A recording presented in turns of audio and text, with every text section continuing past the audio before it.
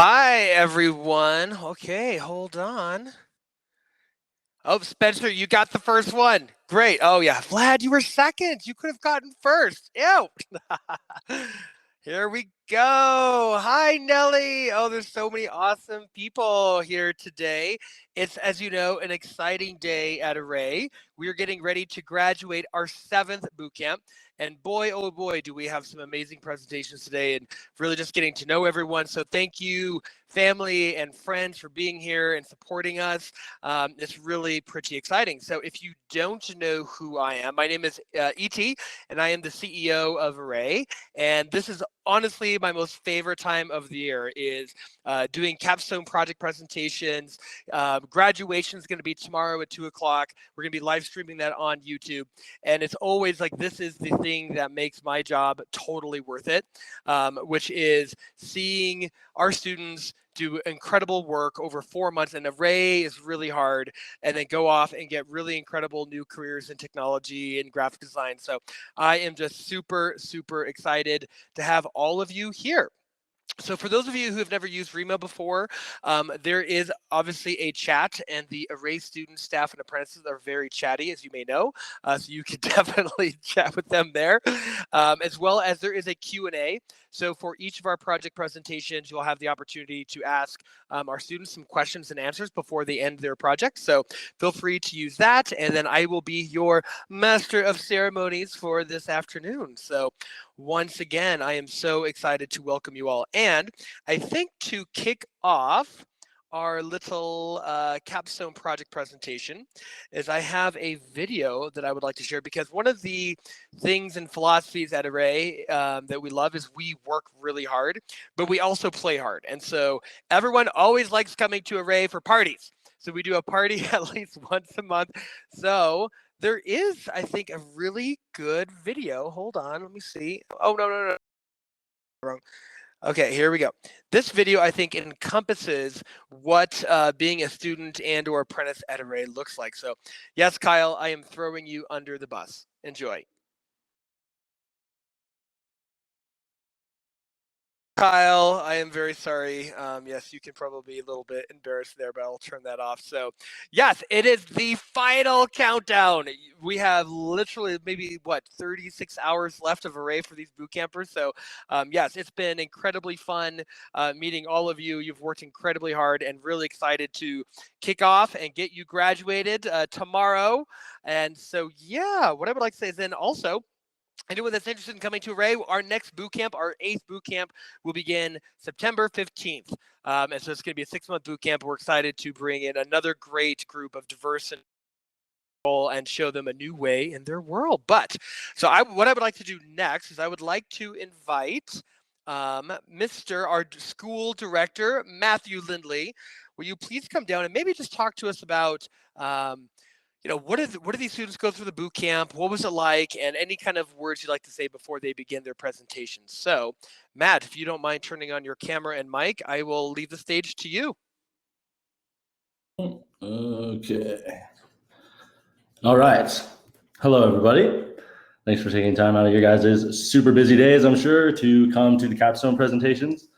Remo is always really weird because I'm like talking to myself on the stage and I can't see anyone else, and it's really awkward. So anyways, but yeah, so all the students here today, they went through a super vigorous 4-month boot camp. So I'm the teacher for that.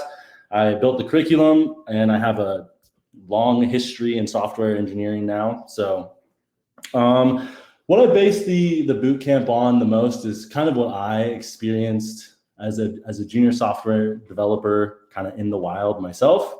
And a lot of that is raw technical skill, right? So like it comes to a web developer at any company needing to be able to write code, right? So they're going to need to be able to sit down at a computer. They're going to be able to pump out JavaScript. They're going to need to write HTML or CSS. They're going to need to learn these kind of huge complex libraries with all of these crazy little nooks and crannies that you have to kind of figure out, like React or Angular, right? And then they have to do all of that in a fluid motion to be considered a full stack developer, right? So they need to be able to build servers, databases, client side, anything that you see on the computer. So this Remo platform that you guys are on now, they need to be able to at least work in something like this.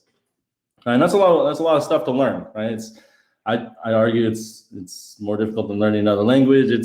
It's extremely difficult, right? So all these valuable skills, we taught these during the 4 months to kind of turn these students into whatever they were doing before into someone that any company would just love to have on their development team, right? So all these students could go join any team they want, and that hiring manager would know that they made a good decision. So beyond the technical skills, though, with the students, what I really wanted the students to focus on is kind of an ability to learn, right?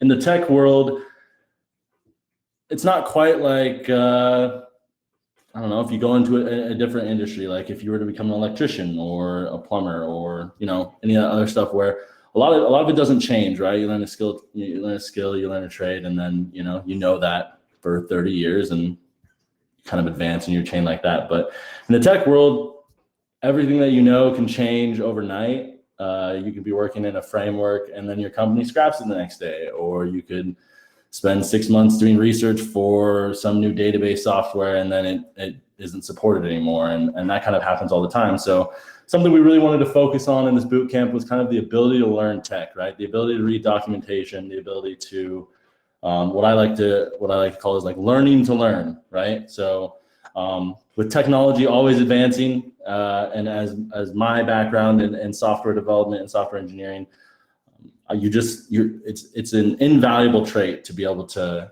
learn on the fly, right? And not have to rely on someone more senior than you all the time, or having stuff like spoon fed to you and stuff like that. So that's what they worked on a lot. And these capstone projects that they are presenting today were written in a language that I didn't teach in the boot camp, right? So it's a mobile app framework called Dart and Flutter. So it's written by Google, which I'm sure you guys all know Google. For techie people, you guys all know Google. And like I said, I didn't teach that in the class. So anything they were able to do today, in a very, very small amount of time, they were able to design and build these apps from the ground up. So 4 months is not a long time to learn, as I'm sure all of you guys, anybody that's gone through, even high school, college, whatever, 4 months is like nothing, right? That's not even a full semester. And we're trying to fit in the ability to transition from wherever you were into software development in 4 months. So I'm always impressed. Everybody always asks me, how are your students able to come out and write all these mobile apps, or how are they able to get these high paying jobs and wherever they want to go and whatnot. And I think the answer to that is that it's really not me. I think every student that has ever gone through my boot camp, especially this one, they kind of just they have almost like a passion, they have like a desire to change what they're doing and to be heavily involved in tech, right? So they just kind of dive right in, and then, it's not really me. I think that it's mostly them. So anything you guys see today that's impressive to you guys, just know they've worked very, very hard on it. And so that's all I have. Awesome. Thank you, our school director, Matt Lindley. Wonderful job.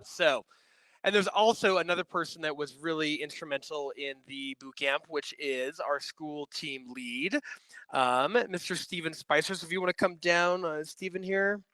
Where are you, Steven? Is Steven here?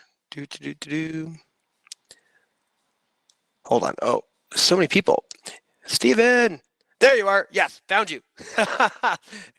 Your head. All right, come down, Steven, if you want to kind of give some words. Obviously, you played a really big part in this boot camp, and so what would you like to say before we begin the project presentations? Yeah, very good. I literally just rolled into Cheyenne, so I'm sat down in the chair and now I'm here. But on the way down, I was thinking about how far this group has come and how exciting that is.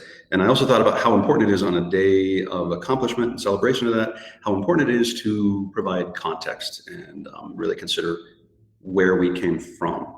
And Matt said the other day, and I think that you guys will agree to this, that this was a green group. You came in without a lot of knowledge. In fact, I think he said that it's probably the greenest group that he has taught, and that's saying a lot since I was in the last group, and I brought that down quite a bit. But for that reason, there was a lot of opportunity for growth, and it was difficult. There was a lot of hard work. There were tears. There was some arguing. There was some threats of throwing in the towel and leaving. And that was just Matt and I. I haven't even started talking about you guys yet. But yes, it was a real challenge. And I thought it'd be helpful to look back on how much you guys have grown. Case in point, Isaiah. I think it's quite possible that at the beginning of this, Isaiah didn't know the difference between quotations and parentheses. And I watched enough to think that was possibly the case. And those of you that know code, just think about how challenging that would be. That's kind of like being a professional race car driver and saying, I don't really know my right and my left. It's just not something I got. So he really struggled with that. Another thing about Isaiah that I love, where he sat in the beginning of the course was way back in the back of the room. He would always sit so far back from the computer. It was like Grover in Sesame Street with the near and the far. If you remember that, he would start talking on stand up, and we'd all yell unmute, and then he'd get up and he'd walk to his computer and he would mute it, and then he'd go back and walk and sit down. It's been hilarious to watch him grow. He is killing it. If we're going to talk about camera positions, however, though, I do need to talk about Andrew, because Andrew has not been to a single lecture for the last month. Andrew's forehead has perfect attendance, but Andrew has missed them all. Sometime in the course of the last few months, his camera started shifting and went from here to here, and it ended up here for the last month. And I kid you not, this is all we can see. And Andrew has great hair. His hair was always going to pass the class, but the rest of him, attendance-wise, it's iffy. But that's okay. When the camera was down here, though, unfortunately, it was a great show. Andrew bops and moves and reacts to things that are not going on in our class. He raises his hand, points at stuff. He bounces. Andrew, do you sit on a bouncy chair, or is that just who you are? One time he fell out of his chair mid-Redux lecture. He just fell out of his chair. But he's killing it. Eli, another one who is killing it. Eli has learned so much in this course. He has grown. He has back end, front end. He can do it all, I think. I don't know for sure because I can't understand a damn thing he says in Zoom. Never can hear him. He has a mic right here, and he adjusts it. Can't hear him. I met him for real, and when he started talking, I instinctively leaned in so far that I almost kissed him on the cheek. It was awkward. When I met Spencer, I expected him to be wearing a robe because he's worn a robe to almost every lecture. And I am not knocking that. I admire that. In fact, I'm going to emulate that. I may start wearing one. I appreciate that. Well, another thing that I really appreciate about Spencer is how unflappable he is, how it is impossible to make him appear stressed. Every stand-up, it's, oh, I'm good. How am I doing? App's working fine. Spencer could have taken this course in war-torn Bosnia, and his stand-ups would be interrupted by gunfire. And he would still, it's good, I'm good. I unfortunately had 2 fingers shut off, but I can work around it. He will make it work. Another one that makes it work is Jared, a little too much. He finished his pixel art maker 30 minutes after our first lecture, I think, and then spent the next 2 weeks making Bob Ross's paintbrush change color and be positioned correctly. And it got to the point where I was worried about his well-being because he would show up to class with that same fleece-lined hunter's cap and wear it every day. And I'm thinking, have you left your chair? I had to ask him, have you fed your dog in the last 2 weeks, Jared? Just to make sure, because he gets fixated on things. Similarly, he got fixated on the word there for a while. Anytime anyone would say the word Git from GitHub, Jared had to finish it with some. Get some. He would giggle until he got it done and destroyed whole lectures. We'd finally just say, just type it in chat so we can move on, Jared. But we're proud of him. He's doing a good job. Another one that I'm very proud of is Abby. I have watched Abby grow so much. She's progressed so incredibly. Abby, I've told you how amazed I am, especially since every now and then you remind me that you don't really know how computers work. You have no concept of computing. An example of that, the other day we were installing her Flutter app, and we were troubleshooting to find out what would work, and we determined that we had to delete her cache. So I said, navigate to user bin cache, and then go ahead and RMF, remove everything. And she said, oh yeah, I just removed everything in user instead. To put that in context, Abby, if you were knitting a shirt from yarn, like you do, And let's say you get to the point where you realize that you had made the sleeve an inch too long. That fix would be equivalent to cutting the sleeve off 3 inches above the shoulder and throwing it away, and then breaking your knitting needles, and then burning all your yarn. That's essentially the fix that you provided. But I have enjoyed watching you grow and bring your unique take into this. Similarly, Vlad, every time we do this, I see what I believe are the traits that have allowed you to excel in your past adventures, your photography, your need to discern the truth, to find the answer, to get a meaning, to find that. How it manifests itself in lectures. We will do a 3-hour lecture on Redux, and at the end of it, Matt will say, "Are there any questions?" And Vlad will lean forward and cock his head and say, "Yes, but what is Redux?" It always sounds existential, but why are we using Flutter? What is this all about? It's fascinating to me. Emily is another person who is fascinating to me. I was so impressed. All of her projects are focused on mindfulness and stress relief and finding that center of calm. And I thought for a long time that this was just indicative of just her outlook on the world, and it probably is. But I have realized also that it's because Matt is so mean to her all the time. Matt is her brother, and so I give him a little slack. But a couple examples of feedback. Yeah, if you like brown, and no one would ever do it that way. These are things that he says to her. I felt like stepping in, but I didn't want to get involved in a family spat. But if my sons are picking on my daughter, I say, "Go to your room." I almost did that a while back. It was during a GitHub lecture, because we're learning Git version control, and Matt was being extra mean and saying, "No, that's stupid." And I was like, "Go to your room." I wanted to say that, but I didn't, because I knew that I would then probably have to make up the lecture on the spot. And Vlad would say, "Yes, but why Git?" And Jared would start giggling, and Andrew would fall out of his chair, and Isaiah would be in the back of the room going, "What is going on?" And Abby would say, "Oh, I just pushed the entire contents of my hard drive to main." And so I didn't. But look at how far you guys have come. I am so very proud of all of you. Thank you very much. And now come save me, E.T.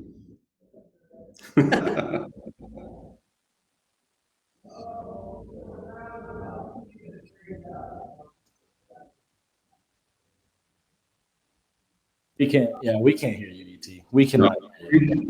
Great job, Stephen. There we go. We're good now. Thank you.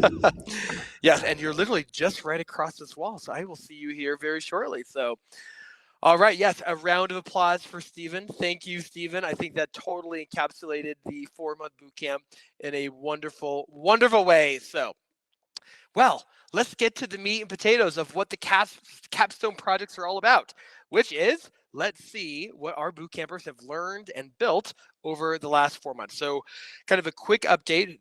Order will be Vlad, Andrew, Eli, Isaiah, Emily, Abby, Spencer, and Jared.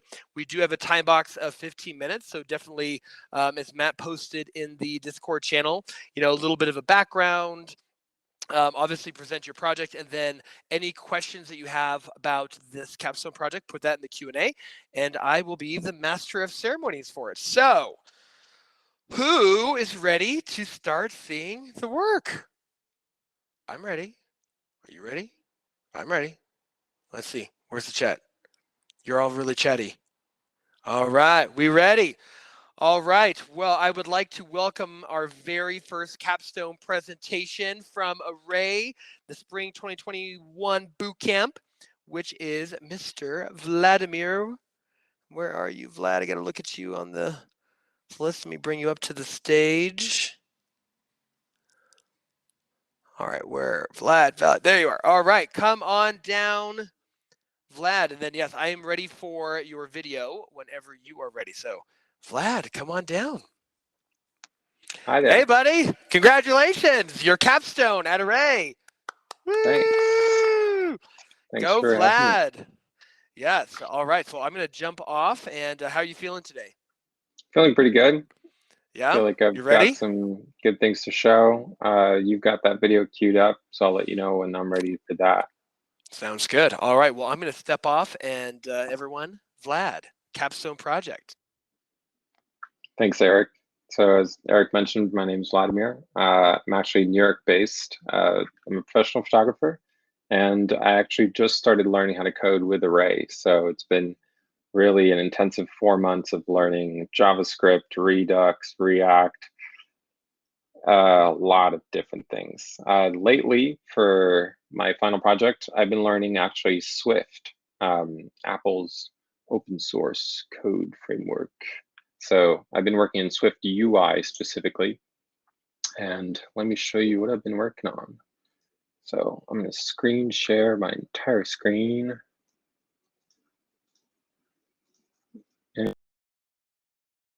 Into a portal, and now we're going to enter the simulator.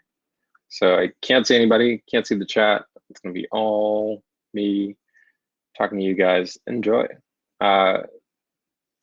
If anybody can't hear me, Eric, let me know. If you can see my screen, perfect.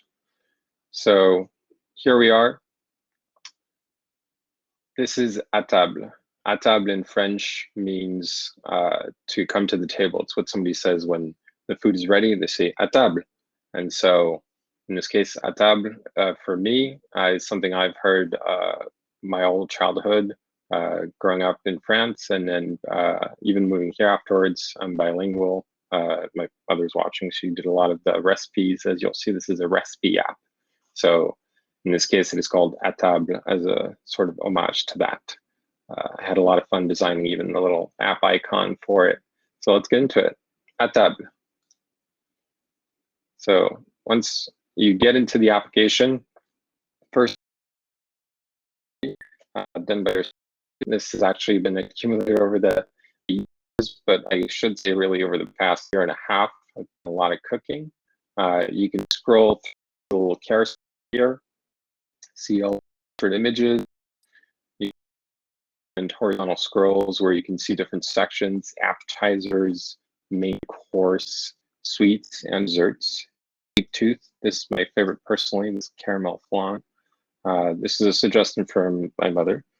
Fraise au vin rouge, which is you can actually just sort of marinate strawberries in this mulled wine, I want to say. I mean, it says 10 minutes, but with French, you know, there's always an extra layer of 1 hour, but think about it as 10 minutes because that's when you enjoy it. Next up, we're going to go to the recipes tab. And I love these little icons on the tab down here. They're all SF symbols, which is Apple's native symbols. So the fun part about that is if the code is ever updated, if the icons, the symbols themselves are ever updated by Apple, the code remains the same and my symbols are updated for me. So even if that's just like a little bit of border or just anything like that. So here we've got a great list. We can see all of the recipes featured in the application. Looks great. I can see which ones are favorited, which ones aren't. If I can see right off the bat, well, I really want to make flan tonight. So I can actually swipe left with swipe action and favorite it. Perfect. And as for the shrimp, I tried it out, wasn't my favorite. So I'm going to unfavorite that. Great. Now that we're here, I can go up here to my toggle. I can even show a search bar right up here, and I can toggle show favorites only. Or I can go to the search bar and let's see, I want to look up roast chicken. There it is. So I can just tap away at that. And now we're brought to the recipe page. The recipe page itself is my favorite part, simply because we have a great display of the photography itself. You can pull down on the page to scale the image to see more detail. Now I'm just starving. I just really want, we might make roast chicken tonight at this point. We've got the title. We can see it's, you know, poultry. If it's beef, it'll say beef, vegetarian, and so on. The cook time is featured nicely here. I love playing with the different fonts. In this case, you've got titles, you've got secondary. There's so many different layers of transparencies that you can alter. And right below, you can see your ingredients. So the ingredients themselves are tucked away in this nice little list. And so as soon as you engage with this, there you go. I opened up the book of ingredients and I can scroll through this, and it's got its own little scrollable section. See everything that's needed. As you can see, to make roast chicken, you don't need much. You need a pan, salt, a lemon. Some of these are optional. you know, bit of wine, but it's mostly the 4-pound chicken, olive oil, salt, pepper. If anybody ever needs a lesson, I'm here. As you scroll down, you can get directions for it. And then once you're done making it, you can even send me feedback. When you click on this, it'll pull up an email sheet where you can email me directly. Let me know if the chicken was great. Let me know if the cook was actually maybe a bit too long for you. And then you can favorite or unfavorite. And this will be consistent with the rest of your favorited apps, your favorited recipes. For the purpose of this presentation currently, we're not going to click on this just because the simulator itself can't display email compose sheets. And then last but not least, we've got our little settings section where we can see any additional sections. Legal, where, you know, I share some advice as far as what should be followed when you're cooking. A nice little side few stories of my cooking stories and what to avoid if you can. Although, you know, just advice. Acknowledgements as far as how this was developed, who by, who made the recipes, who tested them. And then you can, again, send me an email if you've got a feature request. And if you don't want to bother, you know, seeing this picture of me or any of these tabs, you can hide them away. So before we move on, I want to show you guys something pretty neat. The whole application itself is adapted for dark mode. So if we go to dark mode, that's how I love to see it, because the photography really pops out as you scroll through the application. Everywhere, all the buttons and the fonts have been adapted and have been verified to really, you know, not blend in with the darkness, but stand out. And so as you visit the different sections, you'll see, looks great. So from this point on, the next thing I want to talk about is accessibility. One thing I discovered, I should say a bit later in the project, is a lot of users out there are not able to, you know, interact with the application as a lot of people do, which is visually. It has to be audible. So in this case, using VoiceOver. And what I discovered is that VoiceOver is great, but VoiceOver can also be very confusing if it's not set up correctly in the code. So in this case, we have a little video to show you how VoiceOver functions in this application, just with a few additional lines of code. It's about 1 minute. I promise you won't get too bored. And then we'll come back here just to show a few lines of code on how that functions, and we'll wrap things up. All right, Eric, it's all you.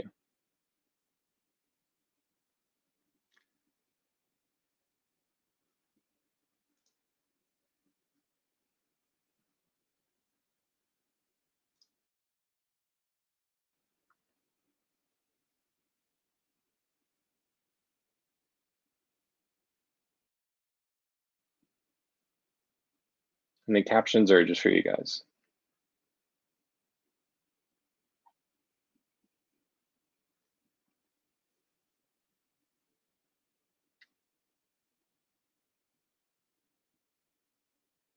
So when the user interacts with the button, they're given a label, and then they're giving a hint of what's going to happen when you tap.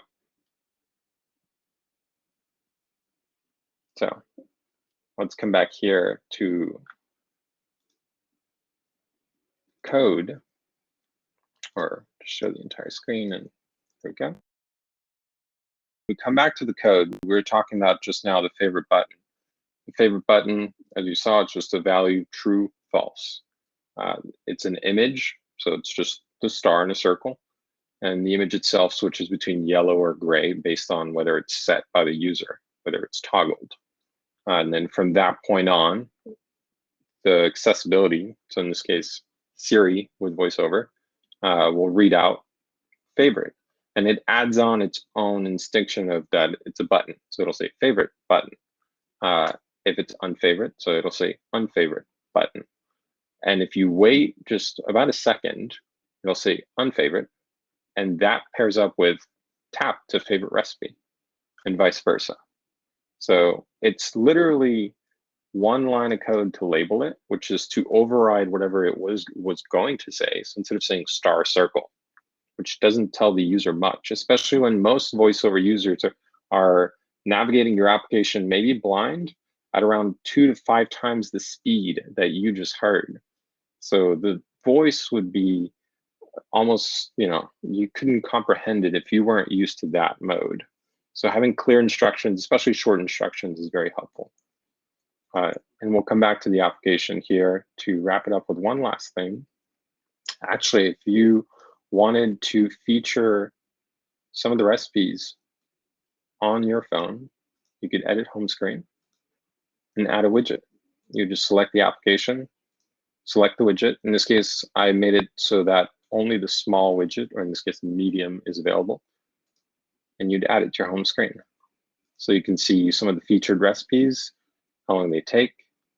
If you're like, oh man, I really want to make this, you would just jump right into the app.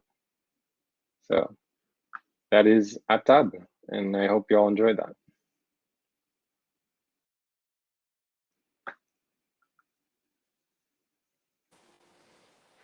Well done, Vlad. Awesome. Yay. So we're going to do a quick Q&A. What questions do you have for Vlad about On Table? I love it. I think it's awesome, and doing Swift is something that we did not teach at the bootcamp. So first question is, how much of accessibility widget functionality did you have to implement in Swift? It's a good question. As far as accessibility, Swift, or I should say first, iOS takes on a lot of the work when it comes to accessibility. And it just, takes turning on VoiceOver for any user. And Apple is a really good guide on learning how to interact with a VoiceOver if you're not familiar with it. And just tapping through the buttons and seeing what the system just tells you, because it just uses machine learning. So at first, if I were to tap on the roast chicken image, it would read off the roast chicken image file, which may be gibberish for all we know. If it's based on a database, it's just numbers. Or I could give it a label of my own, and it would read off roast chicken on a cooling rack. So that's just the small thing that you want to pay attention with. And not the label itself is what you do in code, literally one line of code. If you want to give the hint, which is that second layer of voice, is when it would say favorite button. That's the label. Tap to favorite. That's the hint. And that's the second line of code. So it's 2 lines of code per button or per element. And then you can even group elements. So where it says ingredients, tap the book on the right. Those are 2 elements. And then I have to tell it, ignore children and look at it as a group and read this instruction, this label, so that this group doesn't take so much time to read off. Because again, these users, these power users of voiceovers are listening to this at flash speed and they need to get through it. They can't be tapping, in this case, swiping. They're swiping right to go to the next element. They can also tap. And a lot of them use it on blackout mode, so they don't see the application. Gotcha. All right. One more. I think we have time for one more question. So why did you decide to switch from photography? Well, not like necessarily switch, maybe merge into mobile app development. In this case, and it's a good thing that you're here, Eric, ET.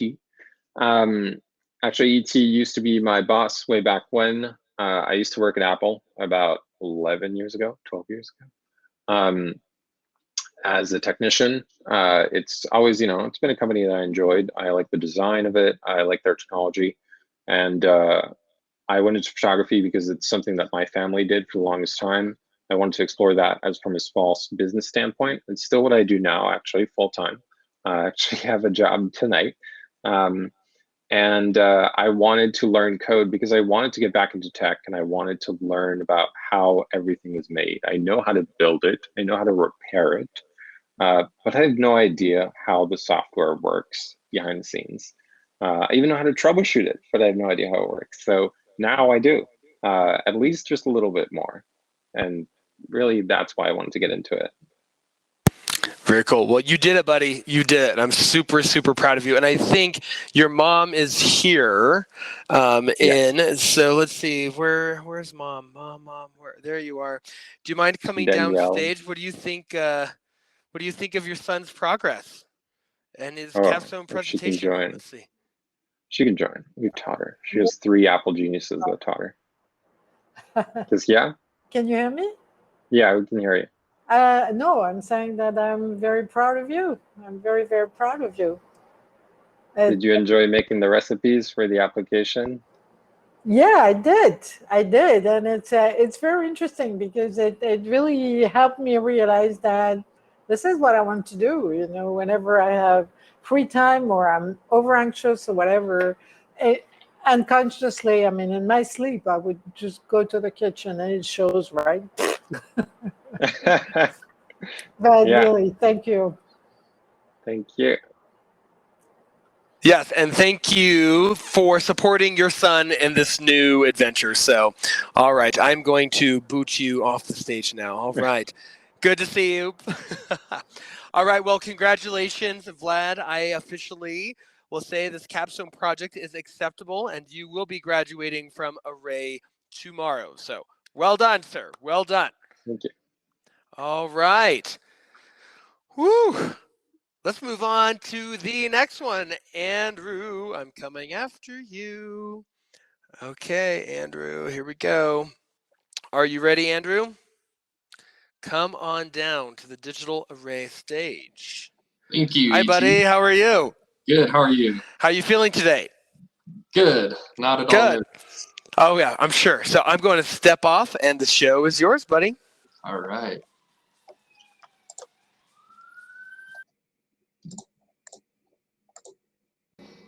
So this is my application. Well, I guess a little about me first. My name is Andrew Snyder. I joined this boot camp with no experience in coding, web development, any of that sort of stuff. And I've learned so much along the way. It's been a lot of fun. Before this, I was doing college and different odd jobs and decided I wanted to go in this direction. My mom actually teaches this in class and she convinced me to get into it and showed me Array.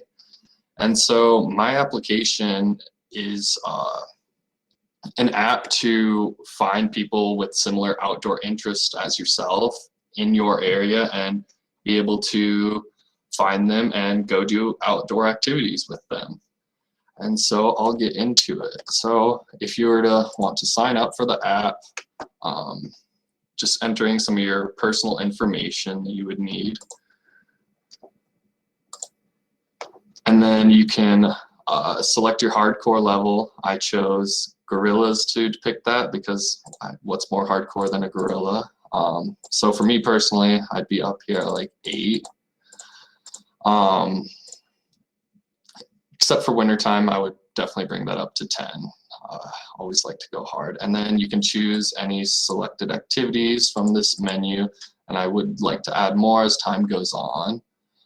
So once you've selected those and made your account, you can find different people in your area to look through. So this is set to Buffalo, where I have been doing the boot camp from. I'm currently here in Cheyenne visiting. And so as you're looking through the list of users, you can choose someone you like. Say, George looks like a good fit for me. You can see he has a 5-star rating here, just to show other users can review other users, and that can let everyone else know what their experience was like with them. I took a lot of my inspiration from this app from couch surfing. I actually used that for the first time a couple of years ago on a spring break trip to go snowboarding the big resorts in Montana. And I wanted to do something like that, but just for finding people to go with. And so as you can see, he's a 10, pretty hardcore guy. And down here you have their age, favorite locations, and bio. I think favorite locations is great because you can set different locations that are a little farther away from your general setting and still show that you have interest in them. But if not, you can search for a location if you're planning on traveling or just want to make a trip out there, so you can find people in advance before you even go there. And here we have another profile for Shelly, 4-star rating here, not quite as hardcore as you can tell. And if you'd like to message them, you can do that here. And then you can view your messages list, which you can click into. And then lastly, you have your own personal profile. Technical difficulties. All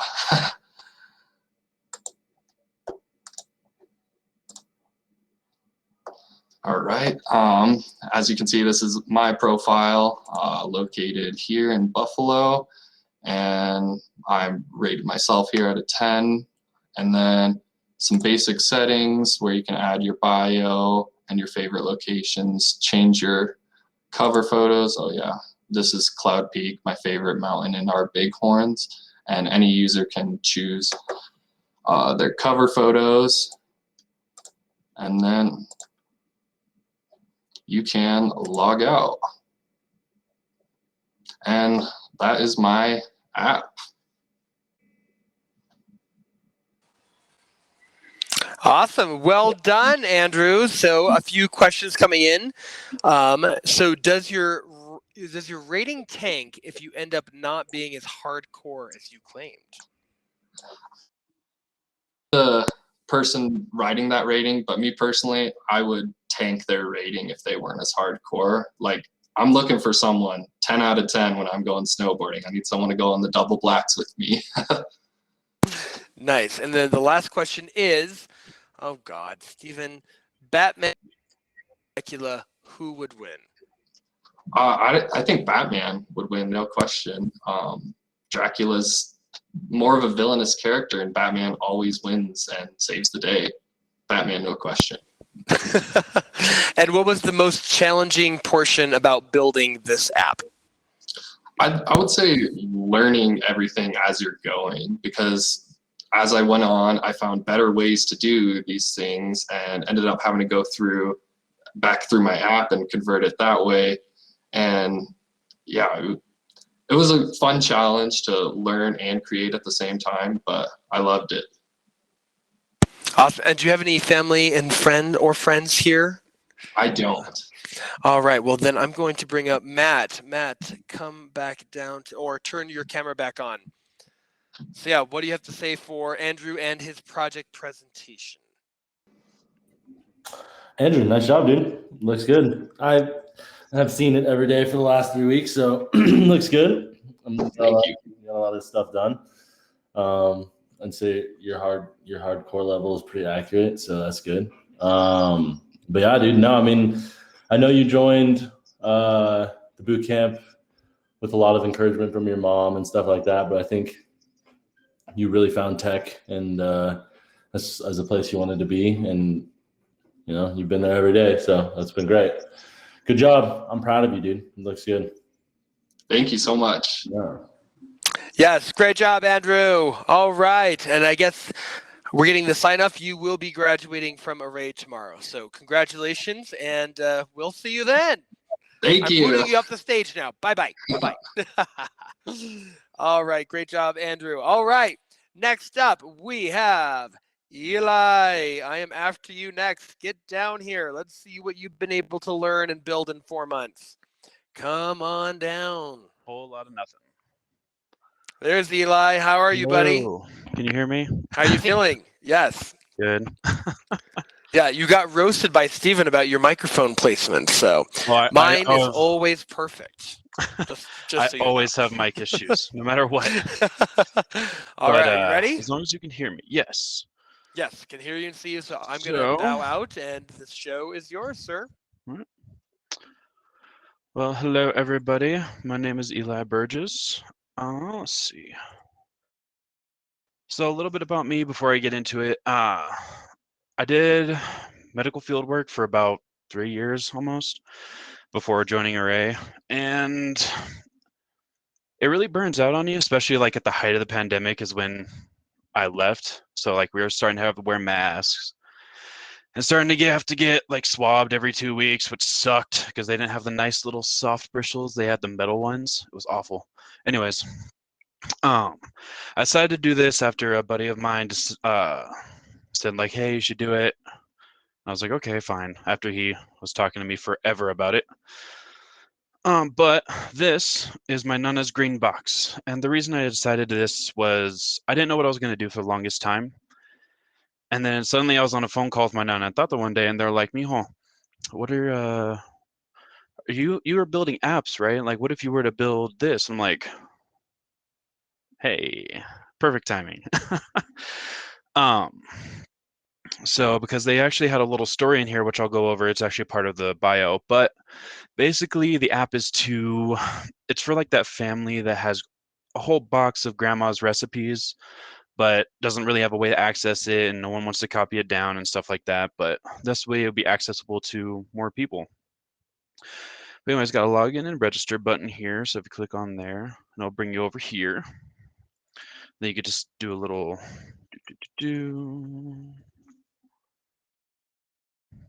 It's not lay.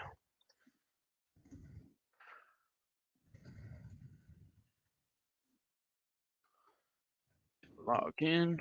Oh, did I lose the screen? Everyone? Okay. The background moved around a lot. But anyways, so this is my little app here. So it goes through all these different recipes with categories and stuff. So, and most of these recipes are ones that I got from my nana and tata or that I made myself. And I just kind of put in here. Pictures are definitely from the internet, but not only so much you can do when no one takes pictures. But it has a nice category that I was able to map through, which took a little bit of finagling, a little bit more than it should have for this tab bar and specifically. Because before I had it it was less ugly. But thanks to Gabe and his wonderful design ideas, I was able to get this up and get it working to where it's so just nice. And I had to agree, it looked so much better. But if you were to go to, like, let's see, Andy's gumbo. So attached to all the recipes was one of my thought those verses or something like that, where he'd be talking about how he made this dish and stuff like that. So I wanted to kind of incorporate that as well. It's where it talks about how, where he did it, how he did it.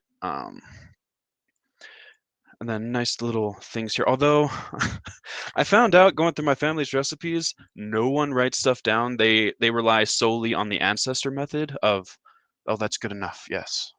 Yes. Just a little bit of that. Yes. Um, but anyways, so then I also added in this little drawer here that has a history, favorites. So as you can see here, there's nothing here in the favorites yet. But if you just kind of go over and you're like, oh, this smoothie was actually really good. Just gonna add that in so I can just get to it faster later. And then bam, has it nice red on in there. But this leads to my nanantata. So they're the ones that, one, are the inspiration, two, are the ones that created most of the recipes on here. And it talks about how they really wanted it because they lost the little box that they had and some kind of move because they were a military family, so they moved all over the place. But so I added in that little about page here to kind of pay homage and also so everyone kind of knows what's, kind of happened. You can go back home. The filter screen, this was working right before I got this tab in, but after I put this tab in, it stopped working. But before you were able to filter things out, so if like it was gluten-free, it would only show anything that was gluten-free. Same with vegetarian, vegan, and lactose. However, I did have a slight oversight on that, but the last part is over here. So a little bit thing, because my Nana thought actually had their own website, and I kind of took a lot from them. And one of the things was like, if you want to add anything in, just message us and we'll add it in. I want to eventually add in a portion where you can add in yourself on the app, but that's a kind of a stretch goal thing. But then if you can just log out and then bam, you're back to the original. Yes. And I don't know how to do that. Well done, buddy. Yeah. Love it. So what questions does anyone have for Eli? Eli. Okay, let's see. Okay, if you had more time, what would be one of the things you'd want to add to your app? So one of the on top of the adding in like a place for them to add in their own recipes, one of my stretch goals, if I was able to get to it, was adding in a Google implementation so that Google would read off the ingredients and directions. But that requires a lot of back end that just wasn't there. Okay. Where did you get your design inspiration for your app? Design inspiration? Well, of course, from my Nana Tata, but for like the tab bar view and for the opening screen, Gabe, the new uh, design director or something, he gave me like really good pointers, and I had to be like, yeah, that looks so great. There was actually a moment I was working at the Array building, and Gabe was walking by. He's like, "How's it going?" I'm like, "Well, it's hard to do this like this tab thing because you have to map through it in a certain way, and the tab bar view is just." Ugh. He's like, "Oh, don't worry about it." I'm like, "No, because your design was actually really good." So Nice. And the last question is, what's the hardest thing about Flutter and Darts? the darn namings, because like icons. If you want to add icons, it's like, okay, so icon colon icon dot icons dot whatever icon you want. Or if you want text, some of the verbiage is just like, it's so long and so verbose. So it's nice that it's named, but at the same time, it's like it feels redundant. Ah, yes. I think there's at least one person here in the audience today that you know. So come on down, please. What do you think? Let's see. All right. I've invited someone to the stage. Are they going to turn on their camera and microphone? We're going to find out. If it's Adri, she might not be able to. Oh, no. Do you have 'Cause anyone else? She's doing paperwork and stuff. Oh. It's Yes. kind of just playing on the background. Do you have anyone else here? Yeah, I have. Let's see, there's Gray. You want to bring him to the stage? Gray Who? Wilson. Great. Okay, hold on. All right. Yes. Let's see. All right. Come on down, Gray. What do you think about Eli's project and his progress at Array? Let's see. Let's see if we can get this camera to work. Gray Wilson, you are on the stage. Oh, he's on the road. Oh, he's on the road. Well, you have people here and that support you, and great job, proud of you, and just no one could turn on their cameras and audio. So That's fine. all right, see you later, buddy. Good job. And you will also be graduating from Array tomorrow Oh, good. at 2 o'clock. So I think this passes. All right, see you, Eli. Bye-bye. Okay, we're almost halfway done. Let's go ahead and bring up our next student, Isaiah. I'm ready for you, Isaiah, if you're ready. Come on down to the digital array stage. How are you, buddy? Oh, I am great. I'm glad this is finally my turn. I'm not nervous at all. Good. Well, I'm going to hand it over to you. Congratulations, and looking forward to seeing what you made. Sweet. So, as Stephen gladly introduced me, I'm probably the greenest boot camper ever. I'm Isaiah, of course. A year ago, September 2020, I lost my job because of COVID, and I wasn't sure what route to take.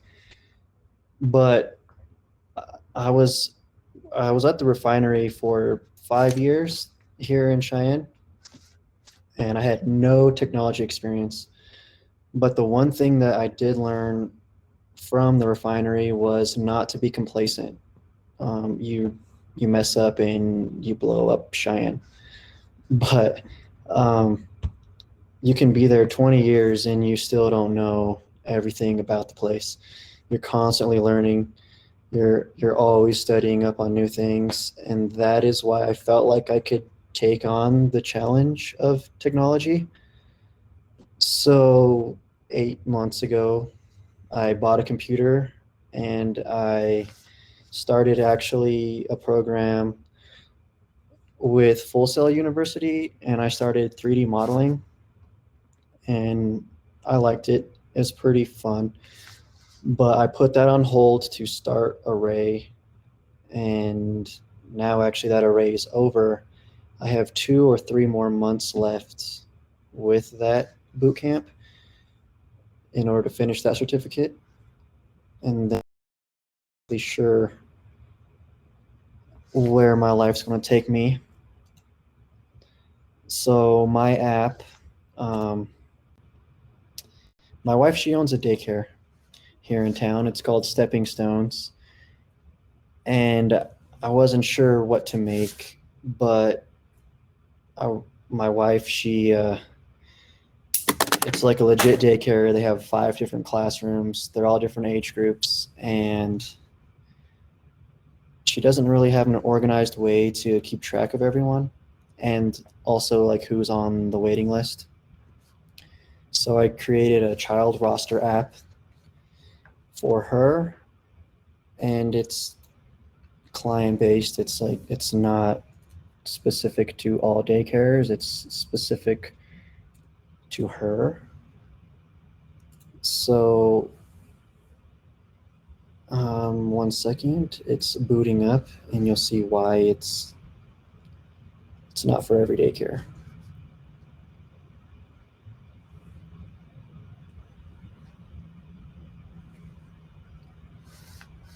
So the daycare is called Stepping Stones. It has nothing to do with Transformers, but she loves Transformers. She loves Bumblebee. That's like her all-time favorite series. So I had to throw that on here.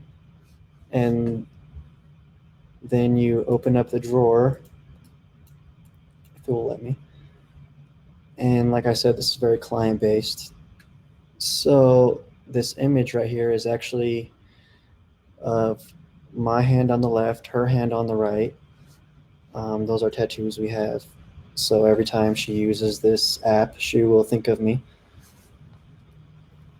So this is a very basic app, but I feel like it implements all the core concepts that we learned. Creating functions, routing between the different pages, IDs, maps, keys, all the stuff that I really hated during this boot camp, but finally am getting more comfortable with. So let's say you go to the waiting list. Right now, none of these pages are populated, but if she had a child that a family wanted to go on the waiting list, she just adds them here with this button. I'm not sure why. It takes a few clicks. So in this input field, I implemented a validator. So you can't just have empty text. It'll just give you an error. So let's say you put in a child's name. And there, now he's on the waiting list. But then let's say you accidentally spell the name wrong. You can edit the name, but same thing on here, the validator, you cannot have it blank. So let's say you spell the name the right way, or I already did the first time. And then it changes, and then it populates the page, and you can do this with many as you feel like. These are actually the names of my children, Michael and Cameron. And let's say you had a naughty child, and so you don't want them anymore. All right, goodbye, you're deleted. So it's the same concept for every page, but let's see, on the waiting list, I have Michael 1, 2, 3. Okay. So you go to any other page, or even on the same page, and let's say you have a child with the same exact name in that classroom, or any other classrooms, it will still work just fine, no errors, because I gave each individual card an ID. And I don't know, that's pretty much it.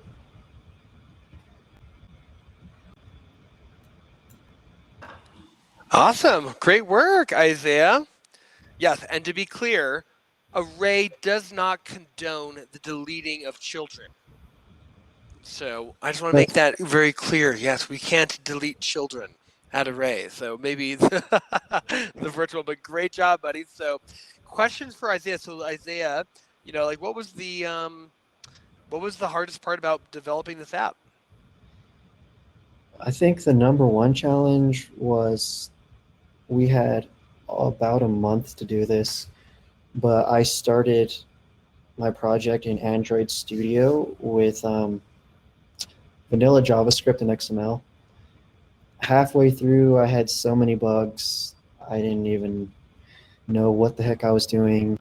I couldn't get help from anyone, not even Matt, because like nobody really knew that platform. So I scrapped it, started over, Dart and Flutter. So in the last week and a half, 2 weeks, I just had to crunch this thing out.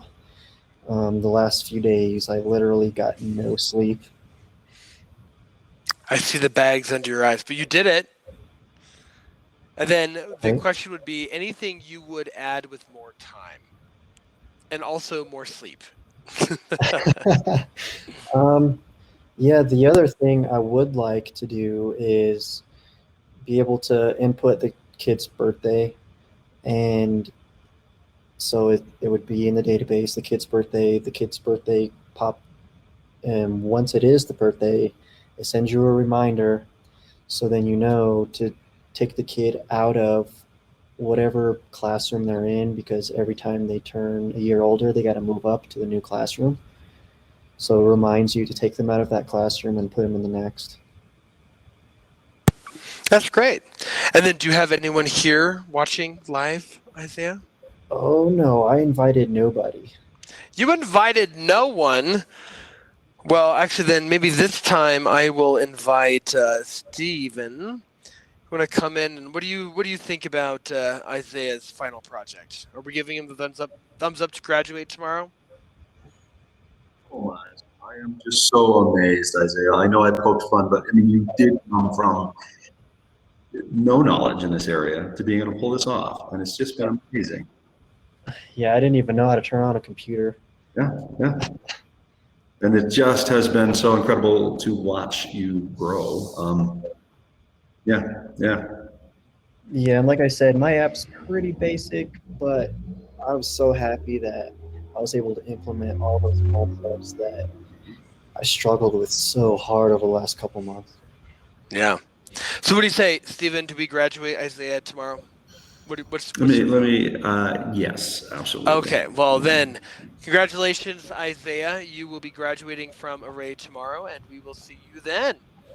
Okay. All right. Great job. Yay, Isaiah. Okay.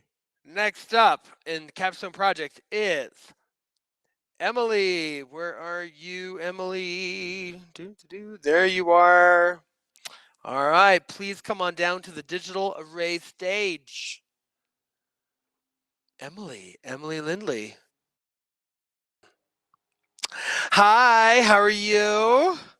Hi, good. How are you? How are you feeling? I'm feeling really good. I think it's been a long 4 months, weird time-wise, like Yeah. much words and haven't even had a chance to process what's happening, but excited to be here. Love Well, I'm everyone's going work. to turn it over to you. Enjoy. Okay, sounds good. Thank you. I'm going to get my screen share up. Okay, can everybody see my app? Just a little bit about me. My name is Emily Lindley. The reason that I sit before you all today is just because of the global pandemic, as many others. My career choices in the past were really based around specific life aspirations that I held for myself. And one was to be fluent in Spanish. So work I always saw as a means of sustaining myself in the country that I lived in at the time. And in March of last year, I was actually confined in my apartment in Latin America the international borders were closed, and I really was unsure of when I was going to make it home. I was working in luxury tourism at the time, and the travel industry obviously has been really affected by the pandemic. So I came home with my tails between my legs and no job, assets. I'd been outside of the US job market for many years. So I was very fortunate that unfortunate for my parents, fortunate for me that they let me move back home at 28. The wall that I continually met in the many careers and industries that I've been moving around. And so I ultimately bit the bullet and joined this boot camp. Why Array specifically? My little brother is Matthew, who you've heard from. And so this was obviously a company that I trusted, and he told me I'd be fine. He didn't exactly tell me how hard that this was going to be. But, you know, having no background in this at all. But he knows that I work really hard and that not understanding something bothers me more than hard work. And so luckily for me, I really don't have many responsibilities at all. No significant other kids, no distractions. So I was actually really able to focus for, 14 to 17 hours a day on just this school, which worked well for my learning. So to my project, let me get my little emulator here. So the problem that I was trying to address is that it's no secret that it's bizarre and uncomfortable times that we're living in right now.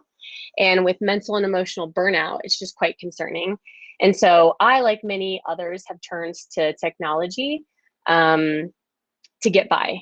And so, especially when I was confined in my apartment in Latin America, there's not a lot of places for your mind to go and your physical body can't go anywhere.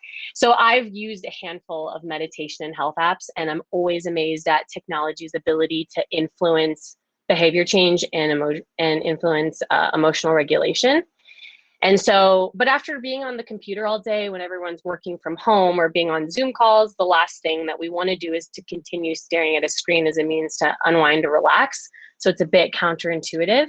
And sometimes health apps are super busy. There's too many options. You don't feel like listening to someone guide you through a meditation at times. It's too noisy. And sometimes you don't know. And that's just not relaxing sometimes. So when life is already very complex, we seek straightforward. We can strip back the superfluous and the complicated and have a piece of technology that brings us what it is supposed to, or at least wellness apps are supposed to, which is peace. So I am going to introduce Circle, not named after the Netflix show, but that's a good show. This was named for its simplicity and symbolism, sunsets and sunrises, endings and beginnings. I like how the circle is filled in and that it's whole. And to me, that means if you fill up your cup or your circle, you can go out into the world and bring your most complete and whole self to the table and do and spread good. And I think that we're all looking to be filled in circles. So the goal of the app is for users to feel whole and complete from the inside out. And so that if they can complete little things like these small sessions, which are 1, 3, and 5 minutes or whatever, then they can tackle bigger things in life. So let's get started. So there are 2 options. You can sign in or sign. Let me get here. So I'm going to just go to the sign in page as if you had already created an account. This is hard coded, meaning that it's aesthetic. I'm known for that. Getting the aesthetics in there, but the back end doesn't work. OAuth was not something that would be expected of us to complete, so it's totally fine. But OAuth is when you would sign in with Google, Facebook, some other existing account. And then, so here, this is set up to Firebase, which is a cloud authentication. And so if we had an existing user, we could log in with an email or a password. But what we're going to do is go to the sign up page. And one thing that is very important to me on any app that I use, especially a wellness app, is the personalization of it, that it's anthropomorphic in a way that you feel like Circle is your friend. You feel like this app is listening to you, that it's personalized to you, and that it's there for you, and that it can be your friend. And so this is another inside joke. I don't have my backend working in that you can type in other names than Bob. So we're going to use Bob right now.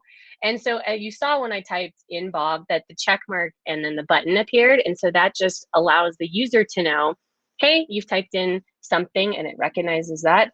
It's now set to like 3 characters, but you could set it to as many characters as you wanted to return the check mark, let the user know you're going to the next step. And next, something that's very important to me is relevance. So we're all really busy. No one has to sift through absolutely everything. And so catering and personalizing an app to someone is something that I really wanted to include. It was also really important to me that when a user is starting to use an app, that they are intentional with it and that they kind of ask themselves, okay, I'm feeling very overwhelmed and stressed, but I've never really labeled it. I've never labeled that emotion, or I've never identified maybe what are the pieces in my life that are making me feel that way. So once again, this is hard coded. So it doesn't really matter what you choose, but I'm going to choose improve sleep. So you can see immediately the background is grayed, and then there's like a little beveled thing around the button so that you know I've selected that, but you can also deselect it as well. It says choose one or more topics. So immediately when you choose one, it returns the buttons at the bottom, letting the user know, okay, you've selected at least one. If they wanted to think about it or this is not of interest, you could always press skip, which would take them to the home page, but we're going to choose the first 3. Okay, Bob. So this is where you would create your account. This is also set up in Firebase. And so once I enter in bob@gmail.com, and we're going to do the most secure password. Are you ready? Test 1, 2, 3, 4. This is going to save to my cloud Firebase. So I will see online that Bob is signed in. I could block him, I could do whatever, but we wouldn't do that to Bob. You can see my little loading feature there. I am devastated because my fetching weather API was working up until 20 minutes ago, but I practiced some deep breathing and I just let it go. And this is good for everyone to know that this happens in tech. So what I wanted was, this was one of the only like functional things that I kind of had. So the good afternoon is set to based on time. So if it was in the morning, based on the user's computer, it would say good morning. If it's less than on the 24-hour time. If it's good afternoon, it's going to be good afternoon if it's less than 17, which is 5 o'clock. And then or else it's going to be good evening. This is going to change as well. The date. This is like a date.now feature that you can use. And there's so many different ways that you can organize your dates. And then my weather API stopped working. But it was working literally for the past. That's okay. So based on your computer and your location, it would say Cheyenne. It was saying Cheyenne. My classmates can attest to this. And then it would say degrees Fahrenheit, the weather. And so it was always very interesting to me to see that it's like 90 degrees outside while I'm sitting inside. So this is my homepage. I was going for something very minimalist, but I am in love with gradients. So I really enjoy maybe featuring like different meditations in the carousel that might draw Bob's attention. Like, oh, I never thought about that before. That wasn't a goal I chose, but maybe I'll give it a try. Curated for you is the intention would be that it would return meditations based on the goals that they pick. So once again, that relevance piece for your users. So that's the homepage. This will take us to log out. So then this is the actual session itself. I was inspired by all the different, so this is just basically a Frankenstein of all the different meditation apps that I love. This is functional, but that's okay. So you could choose your different duration. So whatever you choose, it wouldn't really change would be like, but we're going to just choose the default, which is 1 minute. I have these little toggles here. Once again, it's personalized. So like anything, people aren't cookie cutter and we're very complex, and having the ability to choose what fits us, I think is very important.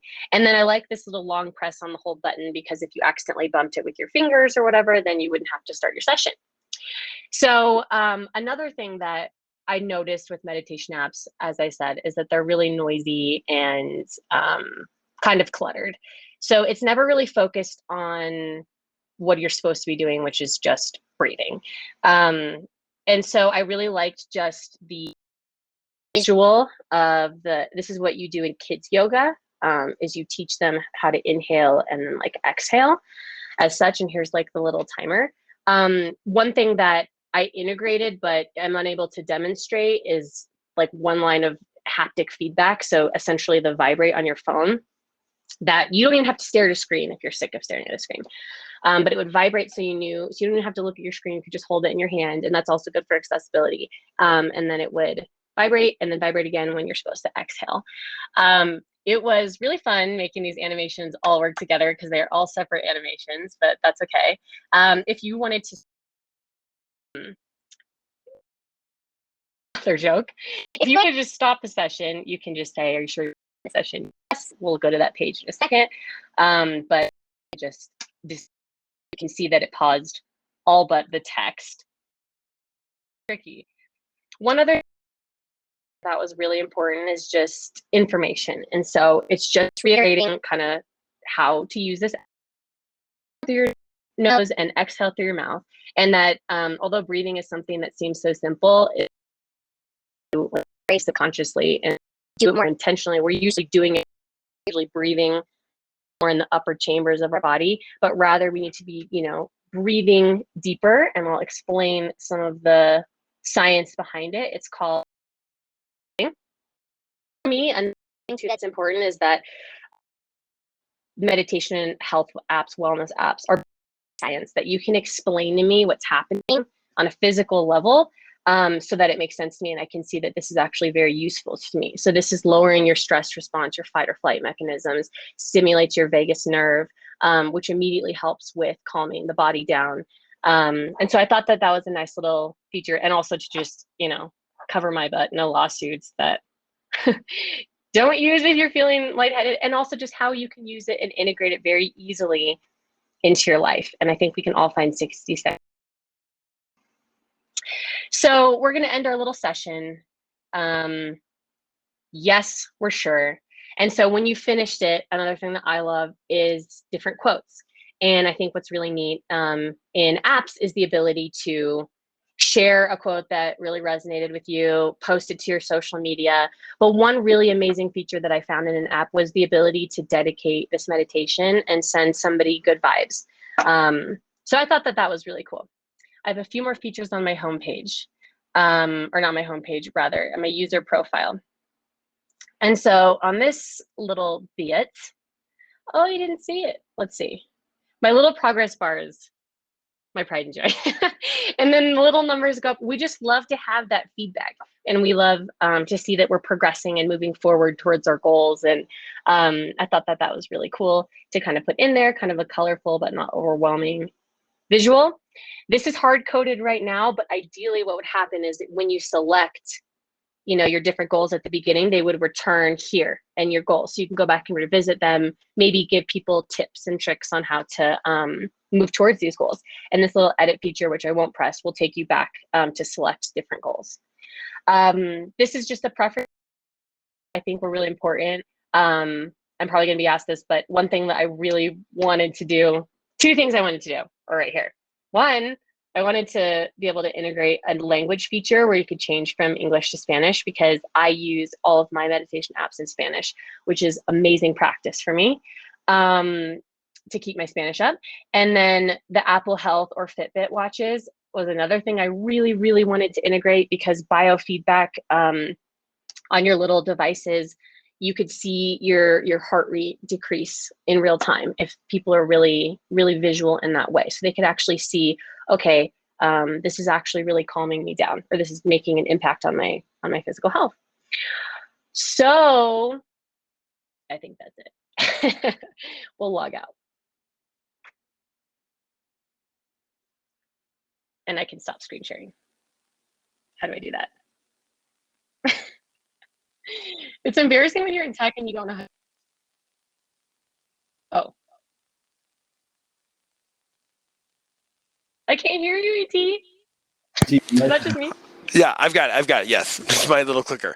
Well done. Great job. Yeah. Thank so you. Questions for Emily on Emily's capstone project. Sorry, it's like 500 degrees. Woo! Woo! Ray It's does have summertime, people. AC. You could work out of here and you get AC. I could. I really could. I need to get there. Let's see. So nice. So first question is, how did those animations work? I made them in Rive. and Rive is an incredible animation tool builder. I'll have to just send everybody I know like some of the links to Rive. But I made it in Rive, so I handmade this circle and then I imported it into my code. Okay, the next question is, what if your name wasn't Bob? I know who asked that, and that's why I addressed it before I knew he was going to ask that. If your name isn't Bob, it's going to be Bob in the app right now, okay? Everyone is equal Bob. All right, so we have the answer to that question. Let's see, what was the hardest part of your app that you overcame? The hardest part of my app, I was going to say the weather API, and then it didn't work. No, actually, that wasn't even the hardest part. I would say the hardest part was when I had finished everything that I'd set out to do in my wireframe, and I was uncharted territory. It was like, what next do I want to do? And then I didn't have a plan in mind, so I kind of spent a long time working on layouts and different features that I wanted to add, which was really fun, but it was a challenge to know when to stop. Good. And then I think the last question I will take is, let's see.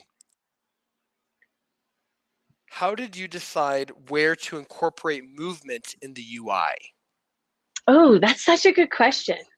Well, to me, like apps are just an experience. And so like a homepage, once you're logged into the homepage, I didn't feel the need to add any UI there.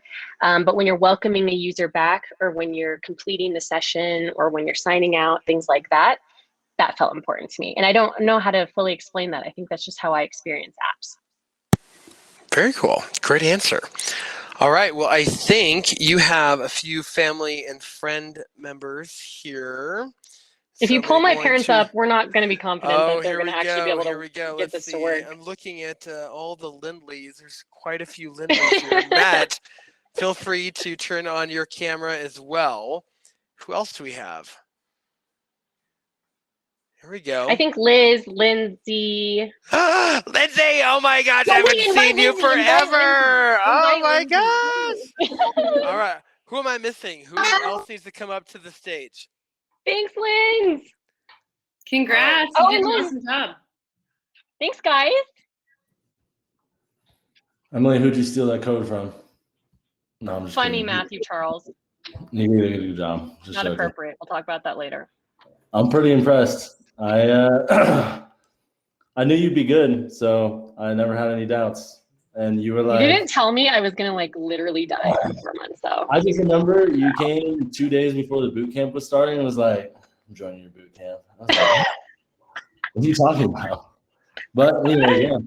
And you did it. And I mean, you had like Excel spreadsheet experience before this, so green again, yeah. And they built like that app. It was really good. It's a good job. Thanks. I'm impressed. So good job. Thanks. You're welcome. Okay. Good job. Proud of you. You killed it. Bye. Nice work. Congrats. Thank you. Bye, Liz. Bye, Lindsay. All right. Well, thank you, family and friends, again. All right. I'm going to have to boot all these people on the stage. All right, Emily, you're next. Great job. Great job. Remove from stage. I'm going to hit OK. Boom. You're gone. Lindsay, you are gone. All right. We are wrapping up. So next array stage to present their capstone presentation is Abby. All right, Abby. Here we go. Come on down.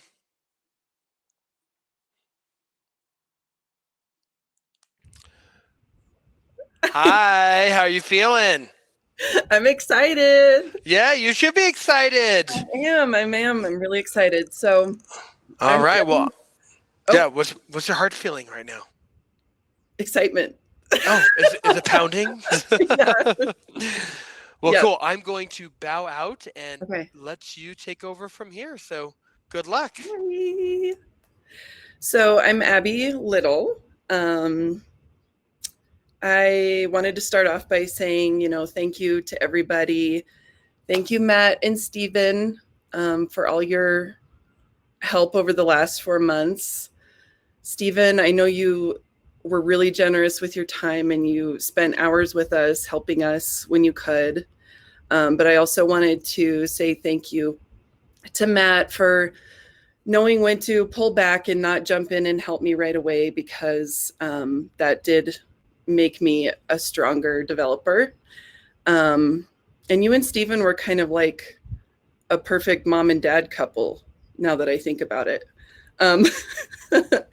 So a little bit about my background. I was born and raised in Cheyenne.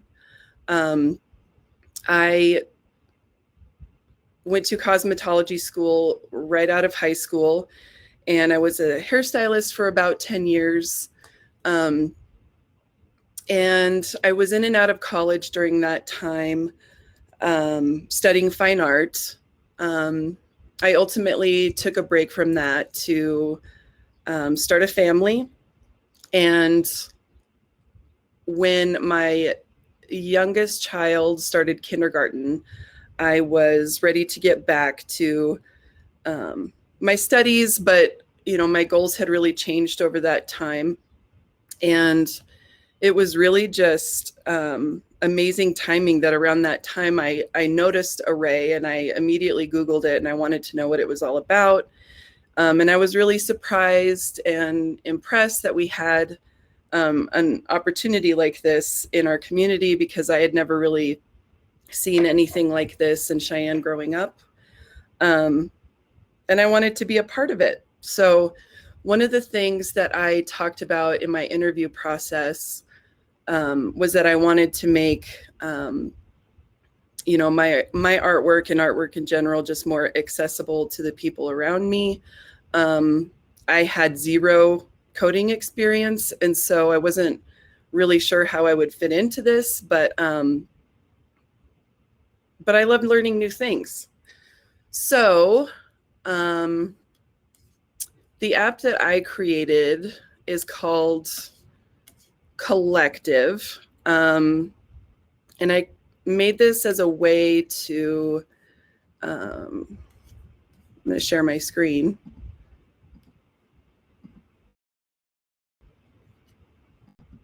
Let me restart this so you guys can see my fancy splash screen, because I'm pretty proud of that. Yeah, so this is Collective. Let me see here.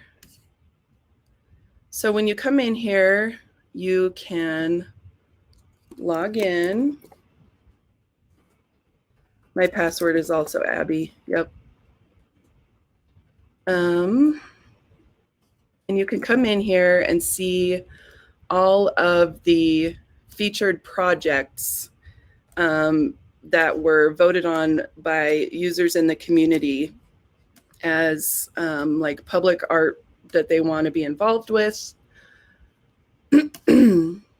So this is an example of how some of these voted projects came to be. Like, you can go in here and vote on what you're interested in. I don't know why the Rainbow Flash Mob isn't getting any love, because I think that sounds fun. But so this is an example of some of the projects. When you click on this, there's an inspiration gallery to kind of just give people a taste of what the project is about. And then you can come here. Oh, look, it's Matt. It's our very own Matt. And he says, Abby, I know I didn't seem super impressed with your animations in class. It's only because I'm jealous of your skills. Do you think you could show me how to animate something with a flip book? I want to start slow and really understand the process. Yeah, I mean, that's not surprising. I think Matt says he wants to make one for all the boot camp students to show them how much I care. So it's a good thing that Matt found the app, because now he can get involved with the flipbook contest. I also have another surprise here. Oh, pouring party. One of the other things that I did was I reimagined this icon for each of the projects. So it appears differently on each screen. Oh, look, it's Shifa. I know she's here today. I hope you don't mind that I share our conversation, Shifa. So some of the projects that we work on are using upcycled materials to kind of improve things in the community as well. Shifa saved every plastic lid she almost threw away over the last month because she wants to get involved with random gifting, which is basically where you make sculptures using found objects and discarded materials, and then you leave them in weird places. This is something that I have kind of done on and off over the years, and the random gifting label is something that my dad put on it because I think he was trying to he was sort of trying to make sense of my weird behavior, and he's like, oh, okay, Abby, random gifting, yeah, that's great. Also, mosaic street art, which I thought would be like a really cool thing to do, especially in Cheyenne, because we have all these potholes where you can create like original artworks in cracks and potholes. And look who we have, Mayor Beyonce. She's going to give me a key to the city. So I can also show you how you can add to the comments and, you know, have a conversation with Mayor Beyonce. So if you get excited about these projects and you want to get involved, you can come over to the announcements page, which is just like a running announcement of where, you know, dates and times that we're meeting and doing things, like for the Plarn Drive. I know everybody has extra plastic bags that they could donate. So, you know, things like that. Here's a little bit more about Collective. I'm trying to find a balance between talking about the idea of my app and then just showing you features of my app because, you know, there's a way to send a comment. But yeah, that's my app. I'm ready to talk about it with people.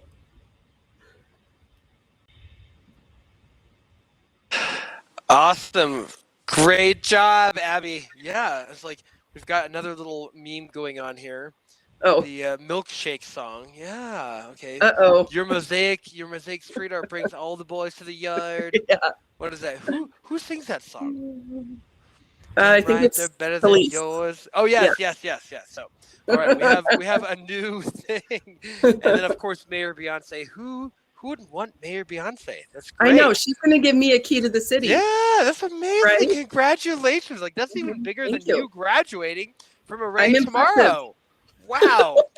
Hats off. Mayor Beyonce is giving you a key to the city. So questions for Abby, please post in the Q&A. So the first one is, how long did it take to make your animations and which one is your favorite? Oh, so there were a lot of animations that didn't end up in the final project because some of the feedback that I got was that they were really great and interesting, but you know, that if I was going to share them and show them off, that I should probably put a little bit more work into them, which I think was really good feedback. So I ended up just making them different icons. You know, I'm not sure which one is my favorite. Maybe the pouring one, because I think that most resembles an actual pouring artwork. Yeah. Another question is, what would you have added had you had more time? Oh, a lot more things. I think one of the things that would have been really cool is if I could make like a user profile page so that, you know, maybe people could share some of their own artwork and skills and generate ideas that way. Cool. All right, and then it looks like you have quite a few friends and family here. I do. Who would you like to invite up to the stage to congratulate you? So is it safe to assume we've got the Littles are coming up? I don't know about that. That's grandma, and I think the struggle is real for her. But We'll try. If you can turn on your camera and video, that is fine. That we have. Because who was the maybe. friend that you had? How about Sarah? Sarah Chason. That's Okay, my sister. Sarah, come Oh, on look, down. it's my babies. Well, okay, and it's a blurry. Shifa, right? Yeah, Shifa. Okay. Oh God, she would yes. love to join. Okay. Okay, come on down. All right, there you go. Girl, you rock. That was so good. Shifa, oh my gosh, she appears. There she is. You're famous. Yes. Am I missing anyone, family and friends on Yeah, Abby's bring up side? Molly Rose. Yeah. Molly Rose. I don't know if Karen will join or not, but okay, we can try. All right, Karen, I will invite you if you can. Definitely. What do you think of Abby's presentation? Oh, yes. My auntie Mary Catalier is here. Okay, yeah. I will invite Auntie Catalier. Come on, Auntie Catalier. Get everybody up here. Come on down. It's like The Price is Right. Get over here. Oh, turn on your cameras if you Charlotte. can. Hey, Daniel. You guys are kind of blurry, but You're blurry. Yeah. Did he boot himself? Hey, there's Mary. There's Mary. Hi. What do you think? Can you see us? Our screen? I can. Very, very nice. Did your mom do a good job? Yay! Yay! I was really nervous and kind of like fumbling through it, but I hope you get the idea. It was Nice beautiful. work. You did Okay. awesome. Awesome. Hi, Grammy. Hi, sweetheart. Is this awesome now? Yeah, it's turning into a family reunion. Yeah, here we go. All right, I'm gonna now start booting people off the stage. So Hi and bye, E.T. Hi and bye. Thank you again for supporting everyone. And Love you guys. Abby. Love you. All right, bye. Bye. Yes, all right. Oh my gosh, I've got all these buttons. I'm like, oh, there's so many family and friends. I have to like boot from the stage. Here we go. Yeah. Well, congratulations again, Abby, on all of your hard work and everything you've done. And just really proud of you. And I think then this officially means that you will graduate from Array tomorrow. All right. Until then, thank you, Abby. Okay. And then I have to, let's see, how do I, oh, my thing is not refreshed yet. Okay. Do we have everyone? Okay. Great. Now it's just me, or is it M. Kedlier still there? I'm still Or here. Auntie, I think you're still, how do I get you off the stage? And I listen, don't are you know. presenting a capstone project today? No. Oh, there we go. There we go. Okay, I think I've got it. Let's see. Bye. Bye. Hopefully. And You know what? I'll sign out and sign back in. How does that sound? okay, let's do that. Yes. Thank you. Okay, well, yeah, that is so strange. All right. Unless we had like this weird like ninth student like floating around. I don't know. We have two left. We have Spencer and Jared are next up. So let's go ahead and Spencer, come on down to the Array stage and present your capstone project. We have now graduated 6 of the 8. Don't mess this up. Hopefully we're batting for at least 7 of 8. Are you ready? Well, you know, if just one of us fails, then Emily fails. So yes. that's how it works. Okay, gotcha. Well, I will bow out and the stage is yours, buddy. All right. Hi, I'm Spencer. I'm here in Cheyenne. A little bit about me. I was a legal assistant, hence the bow tie, and a escrow assistant for 7 years. It was really just kind of a career and not really, or really just a job and not a career. And I made the switch because I wanted to get into something that I was passionate about and something that I enjoy doing rather than, and can hopefully turn into a career rather than just having another job. So let's get this going. All right. So my my app is based around my wife wanting to create a violin studio. So it is there so the parents can sign up and sign up their student and their instrument, how old they are, and everything. So we're going to go ahead and sign in with Sarah with the administrator account and the super secret and awesome password. So this gives you a list of all the students that are currently signed up, what instrument they play, how old they are, and then I've got a messaging thing set up so that it comes up with the conversation with who they're talking to, and Matt's got to reschedule Emily's lesson.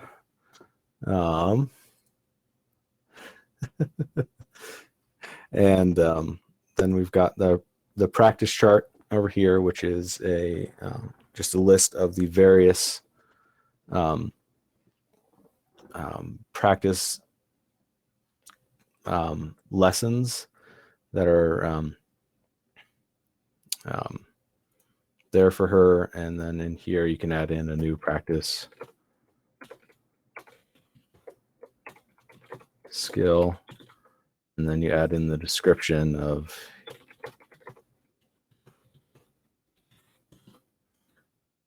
goes ahead and adds it on to there. And this is set up with my database that I set up on the back end. And then I also have set up a calendar where you can create the new event of, let's see, we had Emily's lesson.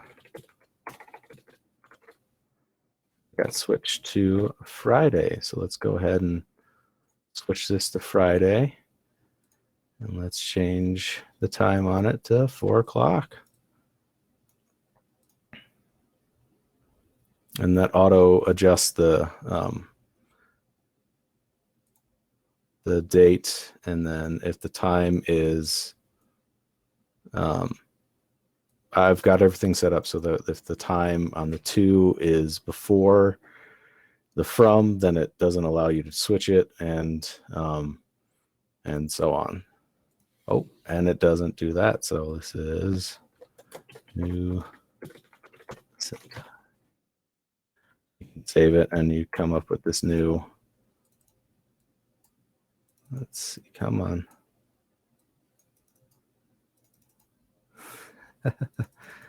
Oh, come on. There it goes. It's a long press, and I didn't press long enough. Shows up with the new lesson on the little lesson viewer. And you've got the settings page where you can update their student name. So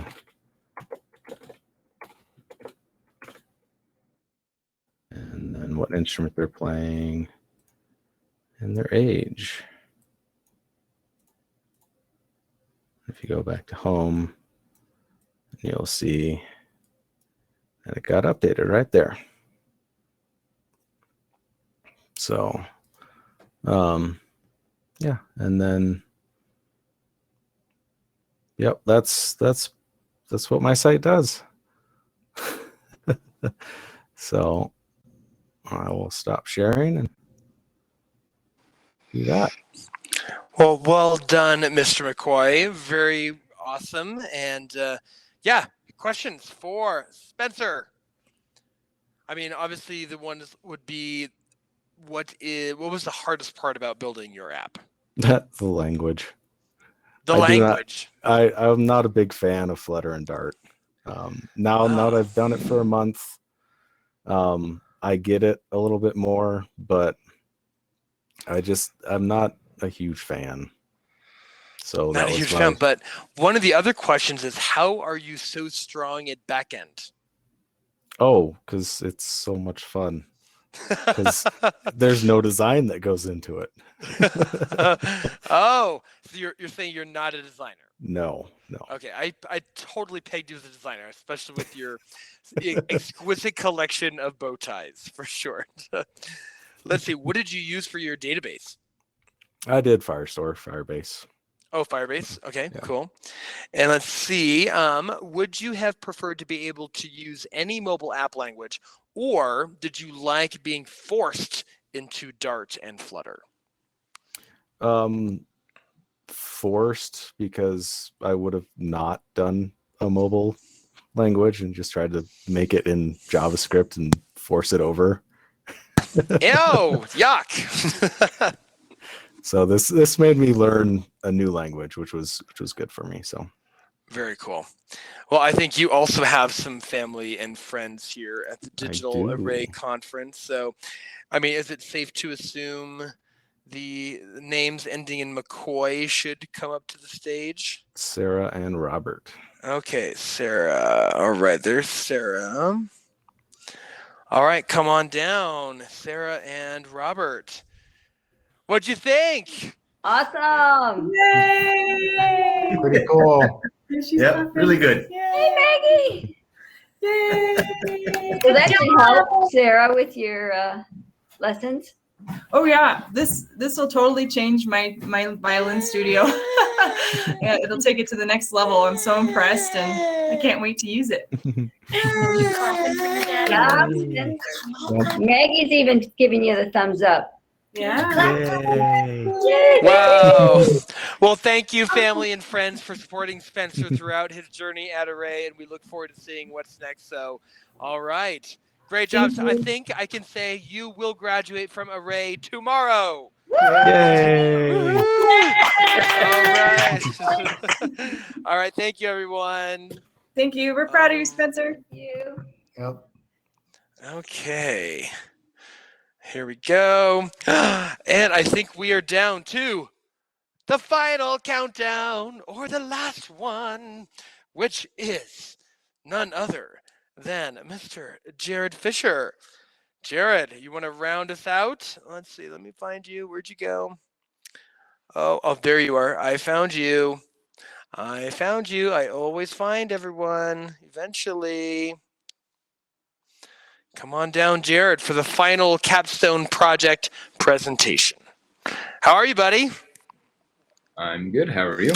How are you feeling? Ew, nervous, but good. All right. Well, I'm going to leave the stage, and it's all yours. Okay. Yes, so I am Jared Fisher. I want to kind of go back to what Steven said. Yes, I'd go to lecture every morning with like my jacket on because I would wake up super early and then I would just code. I wouldn't but it's good because I found what I wanted to do forever. So thank you, Matt and Steven and ET, everyone in Array, giving me that opportunity. And I've very much enjoyed it. So also the get sum, that was a code kata, and it was SUM. The function name was get sum, like add 2 + 4, whatever the sum. So I just want to make that clear. So yes, get sum. So I will share my screen. This is Cottage, this app.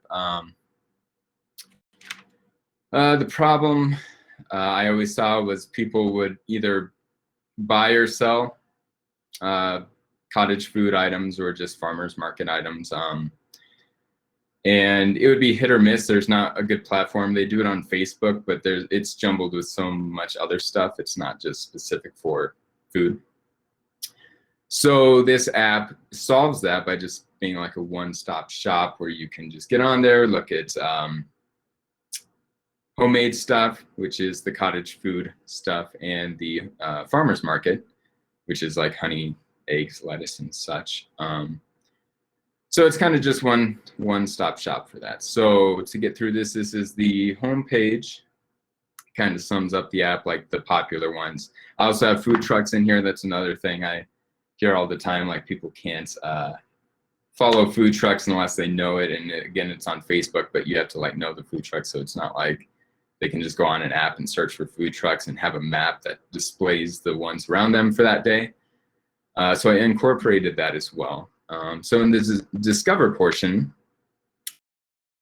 kind of this is the farmer's market up top, and the bottom one is homemade. And if you like an item, you can favorite it and such. If you click view more, it goes to that section. I'll just show that for right now, but I'll get into those in a bit. But like the homemade section, and so those two for now.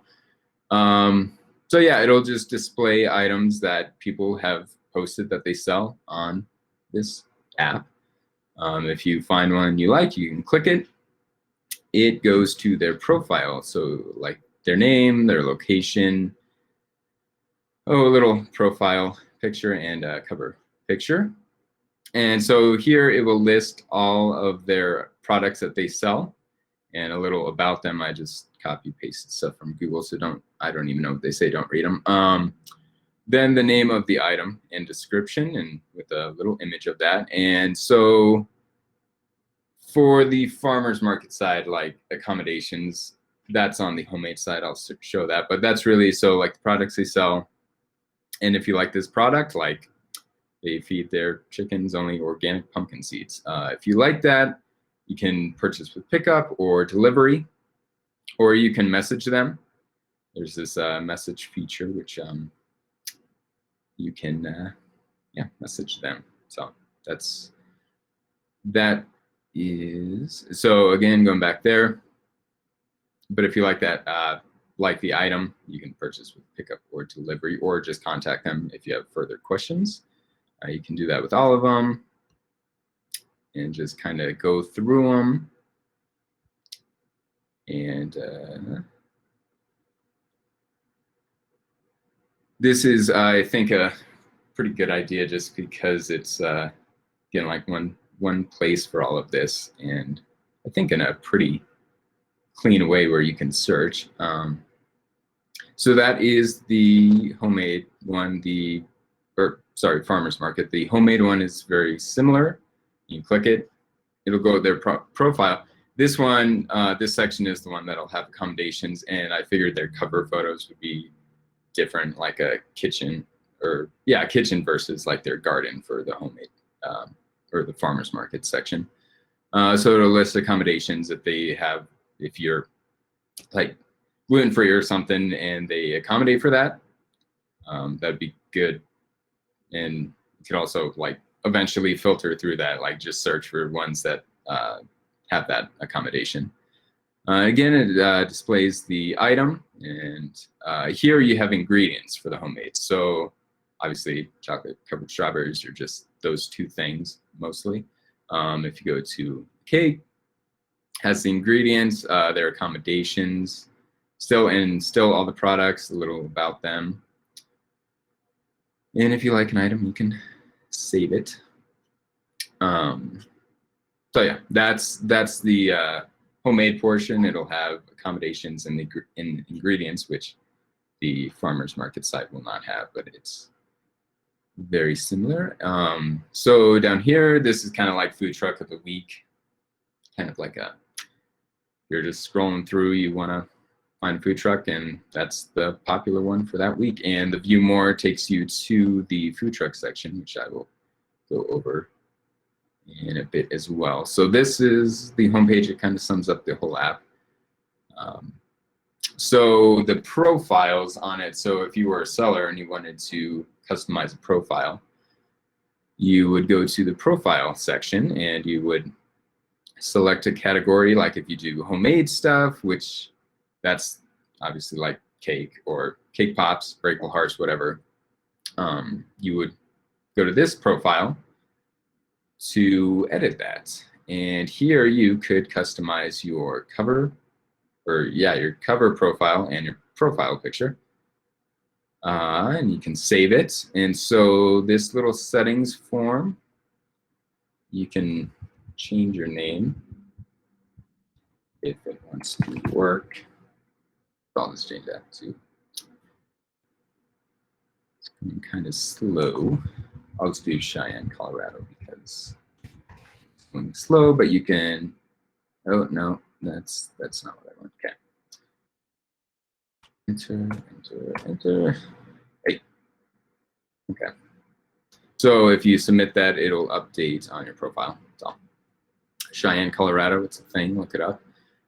You have your accommodations here. You can edit those. This will just show up blank when you first register. So if you do different ones, you can add those and then save them, and they will persist. The about text, that's pulling from, again, this little settings form. So if I select all, delete it out, and submit that, it'll just say that. So here you would upload a homemade product. You'd have the image, product name, price, ingredients, and separate with commas because it's just one long string, and product description. And then once you hit add, it'll generate one of these cards where you can delete or edit that item. And these profiles are just stream builders. They're just pulling data from the, I'm using Firestore and Firebase, so it's pulling a snapshot. It's pulling the snapshot data and displaying that in the settings tab. So these, if you delete them, it warns you like which item you're about to delete. If you want to delete one, if you ever stop making one, you can just delete it. Or if you ever want to edit like the description or the title, you can as well. But if you just stop making something, you can just delete it. So that is that one. And I will go to, so farmers markets, very similar. Again, no accommodations or ingredients on this one. So when you upload a product, it'll just be the name, price, description with a photo. It'll generate one of these cards. And if you ever stop making it, or not making it, if you ever stop providing it, you can delete it. And so I thought these cards looked pretty nice. They're just slidable cards with 2 options, and the delete is just hooked up to the schema name, so kale and then avocados. So that's that one. And then food truck, this one is a little bit more elaborate. There we go. Okay. Food truck, it'll just be like a cover photo. So if you have a food truck you want to create a profile for, you can upload the cover image, save that. It'll have the name, the location, a little about them. And then you have a little menu. So you can upload an appetizer with the name, price, description. You add that. Again, it'll generate these cards that you can, if you ever stop making it, or you can delete that. And same thing with main. You can add an item for that. Drinks and desserts, same thing. Add a drink. Desserts, there might be more sections. I was thinking about doing main more like breakfast, lunch, dinner, but main kind of covers everything. So now locations, I think that's one of the key ones, because you want to upload a location where you're going to be a certain day. So they're going to be in like Chipotle parking lot, I don't know. June 26th through 27th, the address of Chipotle, obviously, and the hours that they're going to be there those days. If they want to edit or delete those, they can. And so that pretty much sums up the seller side. So let's go to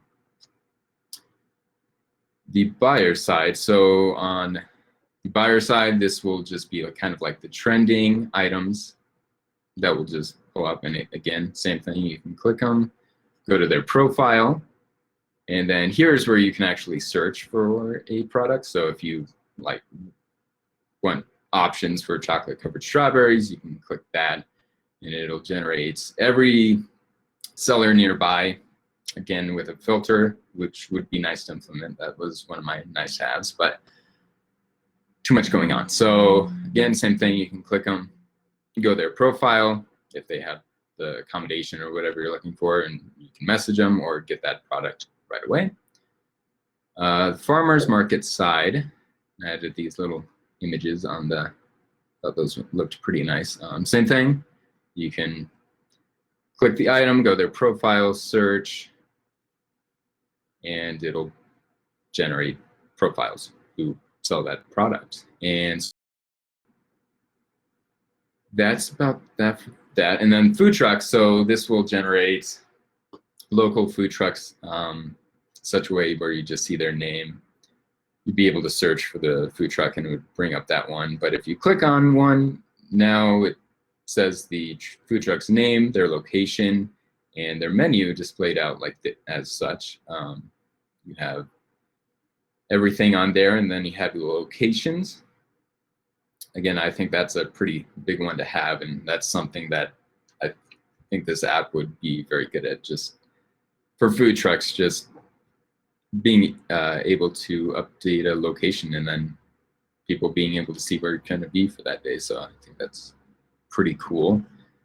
Same thing, menu, just their locations. These were food trucks I found in Fort Collins, and tomorrow is actually National Food Truck Day, so that was pretty neat. Church of Cupcakes, that was pretty funny. They have a lot of cupcakes. And so I have this map icon. It'll bring you to Google Maps. And eventually that is the goal, to like pull the data from their location and generate a tag for that location where a food truck's going to be. And so you can click on it, it'll generate the info, and you can tell where a food truck's going to be for that day. So if you're going down to like Fort Collins or something, you don't know the food trucks, you could just look at the app and it'll display where they are for that day. So that was nice to have, but it was too much. So small business, I never got to that. That just links to homepage, but that's kind of like a nice to have in this. Same with botanicals. I was trying to keep it in the same genre, and then events, I just added this. Don't look at it, but it's just a calendar. People could add like a park picnic or something, and people could attend if they wanted to. So it's kind of just like a one-stop shop for mainly food. And this little cottage food law will actually open the thing. So it'll open that website. Just so you can search by state for the cottage food laws, because it's very picky. Wyoming has the most lenient cottage food laws, but it is the best in the country because it's very lenient. Just make sure. Yep, so that is it. So I will sign out. I'm gonna make a new account just so you can get the whole big picture of this. So when you sign out, there's gonna be a splash screen. Okay, it was really quick, but yeah, it was there. I made this little carousel kind of walkthrough, kind of all 6 categories, kind of summing it up. So you can just kind of flip through them and kind of see what the section is about. Or if you just want to skip, you can skip. And then we are on to the sign up and sign in. And so if I sign up, I'll just do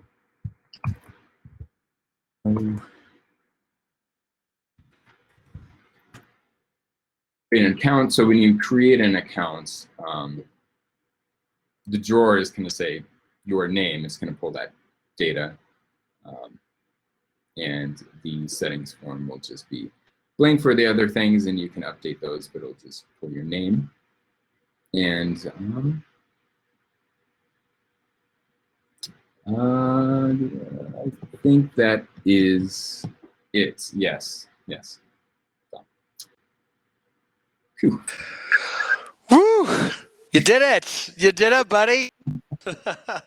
Sorry, that was a lot. That. No, well, you have a lot. Oh my gosh, so much to talk about, so much to show. Like really amazing stuff. Everyone here in the chat is just like, when are we shipping this thing? So really, truly, great job, buddy. Great job. So does anyone have any questions for Jared?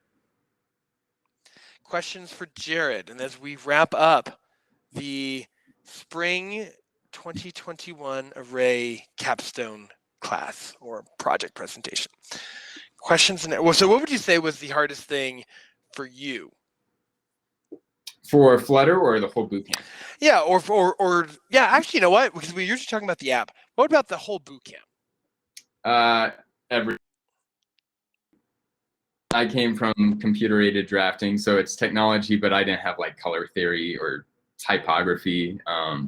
Really, it was, I had no knowledge in coding, so it was hard. But like Steven said, I would go to lecture with my like hood because I didn't brush my hair, and I would just because I would go to bed at midnight, and I'd set my alarm for 7:30, but I'd wake up at 6, and I was like, okay, I guess I'm gonna code, and I enjoyed it. So I looked like a mess all the time, but so the hard part was just the not knowing anything, but it was fun learning. So.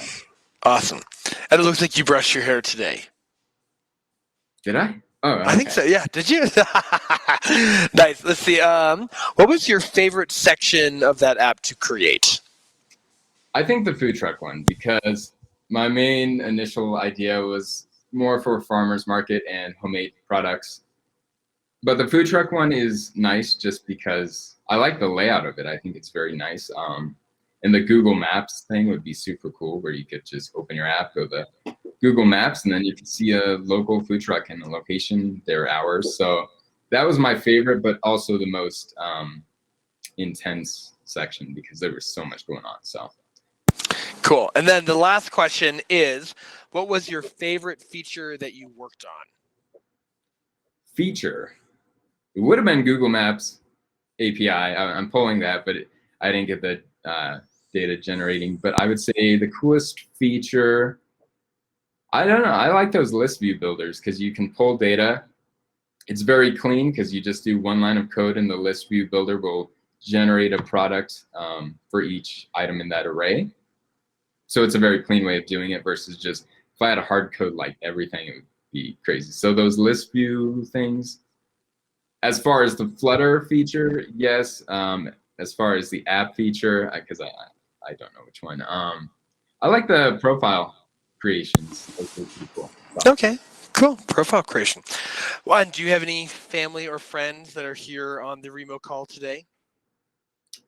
No, I have my dog here if you want to talk to her.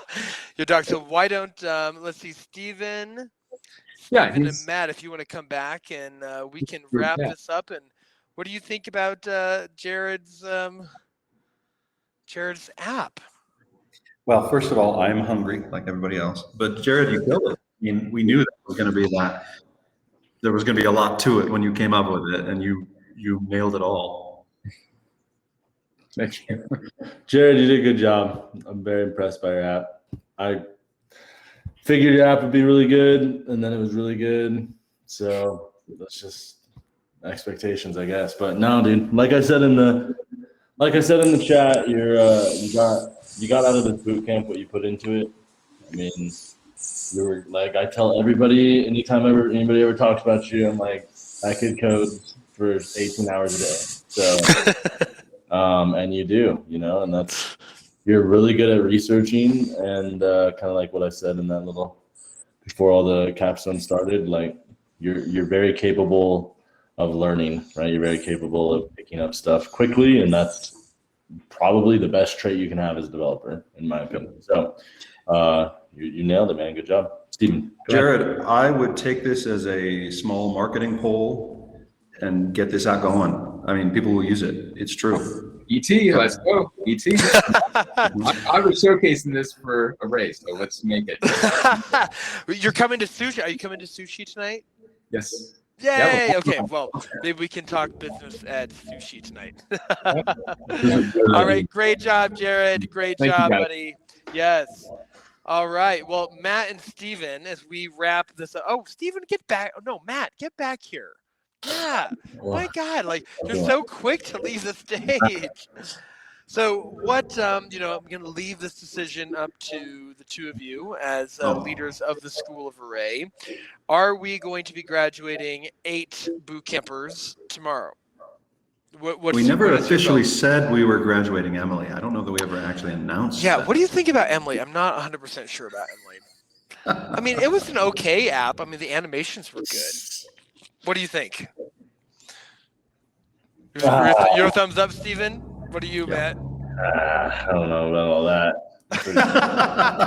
Let's look at the code. I don't know. No, I'm just kidding. Everybody good. Everybody's good. Everybody passes. Good job, everybody. Thrilled. Yes. Thrilled. Yeah. And everyone, so tomorrow you will be graduating from Array. So, and that you heard it officially here at the Array Digital stage tonight. So thanks again. And also, Matt and Steven, everyone, please give a big round of applause, lots of love. This was a really intense boot camp, 4 months. So Matt, super proud of you. Thank you for leading this boot camp. Steven, thank you for supporting it and mentoring and all the other 10,000 things that you did. We truly grew 8 wonderful new people that are ready to move on into the next phase of their lives. And the 2 of you did that. So I'm proud of the 2 of you, and I'm proud of all of you who will be graduating from Array tomorrow. So great job, everyone. Great job. Okay. Students so now, yeah. Yes, they did it. They did it. Now I'm going to boot the 2 of you, and we will wrap up. Now you can turn off your camera and microphone. I'm unbootable. No. Oh, I have the power. I have the power. All right. Well, again, I want to thank everyone. Congratulate all of you. What amazing projects that we saw today. This is what Array is all about. It's about coming in, letting go, taking risks, building something new, taking the chance on a new career. And all of you are about to do that or have done that. So just incredibly proud. And then, so the schedule is, for those of you who are in Cheyenne, we will be meeting at Beiju's for sushi at 5. So if you want to come, go ahead and come on down. And then tomorrow, the graduation ceremony will be here in person at Array from 2 to 4. But there also will be a live stream. So I will share that live stream for those of you who are not in Cheyenne. And then we have a party at Array. So we're going to be doing Chipotle catering. And we're just going to sit here and just should probably replay that video of Kyle dancing. Maybe I won't do that. But we will have a party at Array tomorrow to celebrate our graduates and as we send them off into the world. So thank you all so very much. A pleasure, a treasure, a joy cannot measure. Thank you for, again, friends and family for supporting our boot campers. This has been a really challenging process in their lives, and you've been there to do that. So I just really thank you. We couldn't have done it without you. So until then, I will see you all on the interwebs. Have a good night and see you tomorrow at graduation.